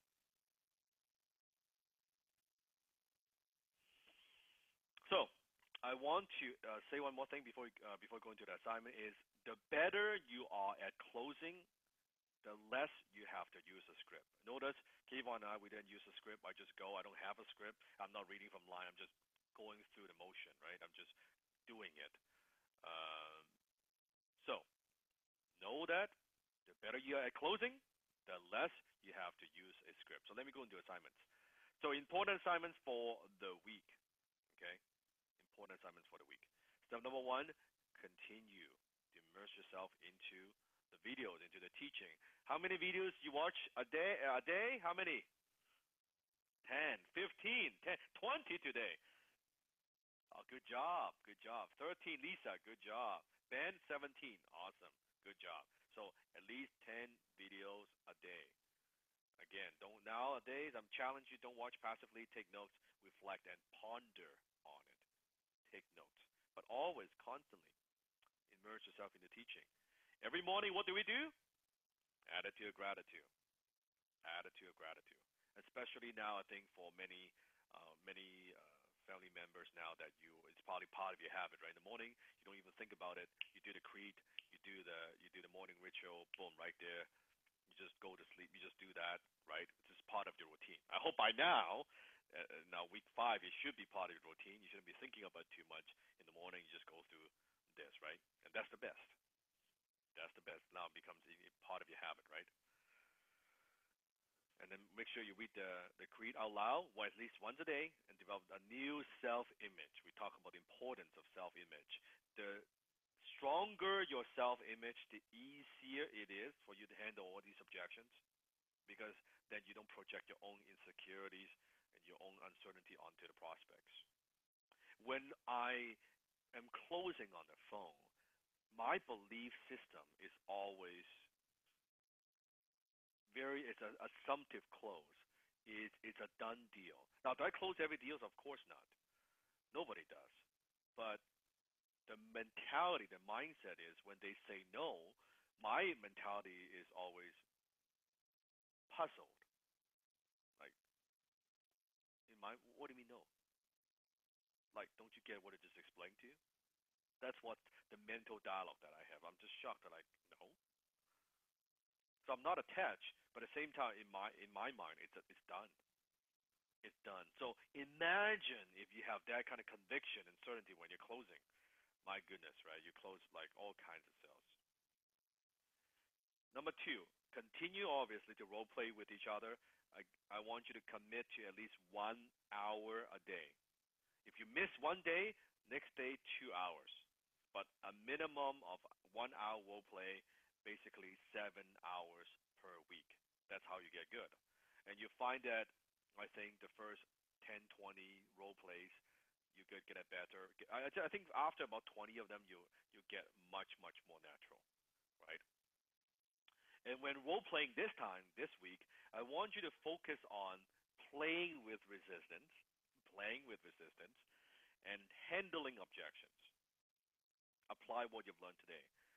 And here's also what I want you to do. I want you to close the entire sale from A to Z, collecting money on the phone. So pretend as a prospect, you go through all the way where you take the credit card and just you can say credit card number 12345, give them the credit card number. As a closer, what I want you to do is you actually write it down and thinking you're going to process it, write down the phone mailing address, right, or 123 Street. I want you to go through the entire sale from beginning to the very, very end, where you've collected money. At the very end, you say, congratulations. You got this? Okay? So A to Z, I want you to get in the habit of closing. Actually feel like, yeah, I closed it, right? Because I know sometimes you role play, yeah, that's good enough, let's try. No, pretend the whole thing is real, right? Make it as real as possible, right? And if there's some follow-through, here's what I'm going to do. I'm going to send you the agreement. I'm going to send you the access. Do all of that, all the follow-up customer service language that you're going to use, do the whole thing, okay? Now, as a prospect, what I want you to do is you're going to help your closing partner. What are you going to do? You're going to help your closing partner.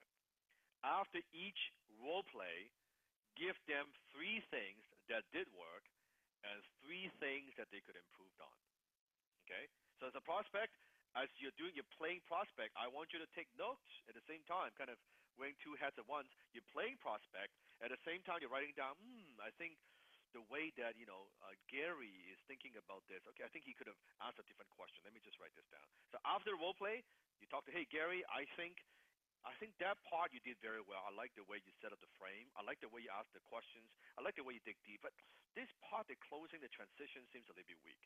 And I seem like you asked the money part a little bit too late. Okay, I want you to take notes for your partner, for your closer, role play, but at the same time give them feedback. And at the same time, if you're the prospect, you do the same thing for your partner. Got this? Good. And it's Discord, highticketcloser.com. You guys all have the link, obviously. Step number 3. Now you've done your homework. Have you done? How many of you done your script? You finished your script to the best of your ability. Wonderful. So proud of you guys. So proud of you guys. Can you imagine it's week 5 already? Time just flies. 2 more weeks. Yeah, last 2 weeks. Step number 3, I want you to revise your sales script. Take what you've learned from this class, and now you know how to handle different objections. I want you to improve your script, especially the objection handling session. Okay. I know that a lot of you guys are pretty good with the opening part, even finding out the needs. The objection part, obviously, we haven't covered. So now after this, you should be a lot better, right? Jeffrey said, yeah, the script's going to be so much better. I hope so. It's going to be much better. So do that. And then what I would also do is the team will also send you a completed script that we use for one of our programs. So you see what a kick-ass, elegant script looks like. Now, I'm not going to send this to you until you submit your assignments. So it could be maybe the day before the next class, because I want you to go through it. Because if I send you the script, you can, oh, great, I don't need to. No, I want to want you to go through it. I want you to struggle a bit, just like the butterfly. You are the butterfly. Struggle a bit, improve your sales script, and that's how you learn. Then I will send you a script that we actually use, what it looks like. Then, of course, submit the finished script in PDF, assignments@highticketsales.com. You got it. Step 4, report, share your progress on HTC Facebook group. I get very energized right after we finish the class, hearing your comments. Sometimes I stay up quite late just to reading your comment about what you got out of the class. Because I think that immediate aha moment, what you've learned, what it means to you, it's the most immediate. And I liked to always just reading your breakthrough. It just energized me. So anything you want to share, post on Facebook. I read every single post. I may not sometimes have time to reply to every single one, but I read every single one of them. That's why I know your story. I know different things, right? Any admin technical building questions, email support@highticketsales.com. Highticketsales.com. Post questions and progress on our Facebook group. Especially, again, the observer, people who have not posted before. Angela is saying, yeah, I saw an approval on Facebook, 1 a.m. from Dan. Yep. Yeah, I stay quite late just reading a comment. Because I do enjoy reading them a lot. So next class, March 1st, go back to Thursday, 6 p.m. Pacific time. Make sure you write that down. And then graduation class is going to be Tuesday because I'll be traveling, going to a conference. So graduation class, March 6th, Tuesday. Trust me, you don't want to miss the graduation class. We're going to put everything together. So next class, March 1st, Thursday, 6 p.m. Pacific time. Graduation class. So next class, I'm going to actually show you how to get contracts, how to get influencers, how to do all those things. And then last class would be a graduation class. Is that good? How many of you learned something new tonight? Great. Makes me happy. I want to remind everyone, go and connect with Dan on LinkedIn. Trust me, it will play into what we're going to teach in next class. Yes. Yeah, definitely. There's a lesson there. Yeah. And Victoria's going to post up a video in the group for all of you guys tomorrow so that you can, for those of you not techie and don't know how to do that, don't worry about it. You'll figure it out. Yeah, and especially when you also post on Facebook a video, like a message, even Happy New Year, it's very touching for me because although I'm not in front of you, but I hope my sincerity comes through in my voice of what we do and what we do in HTC, that I feel like we are very, very much connected as a family with what we do.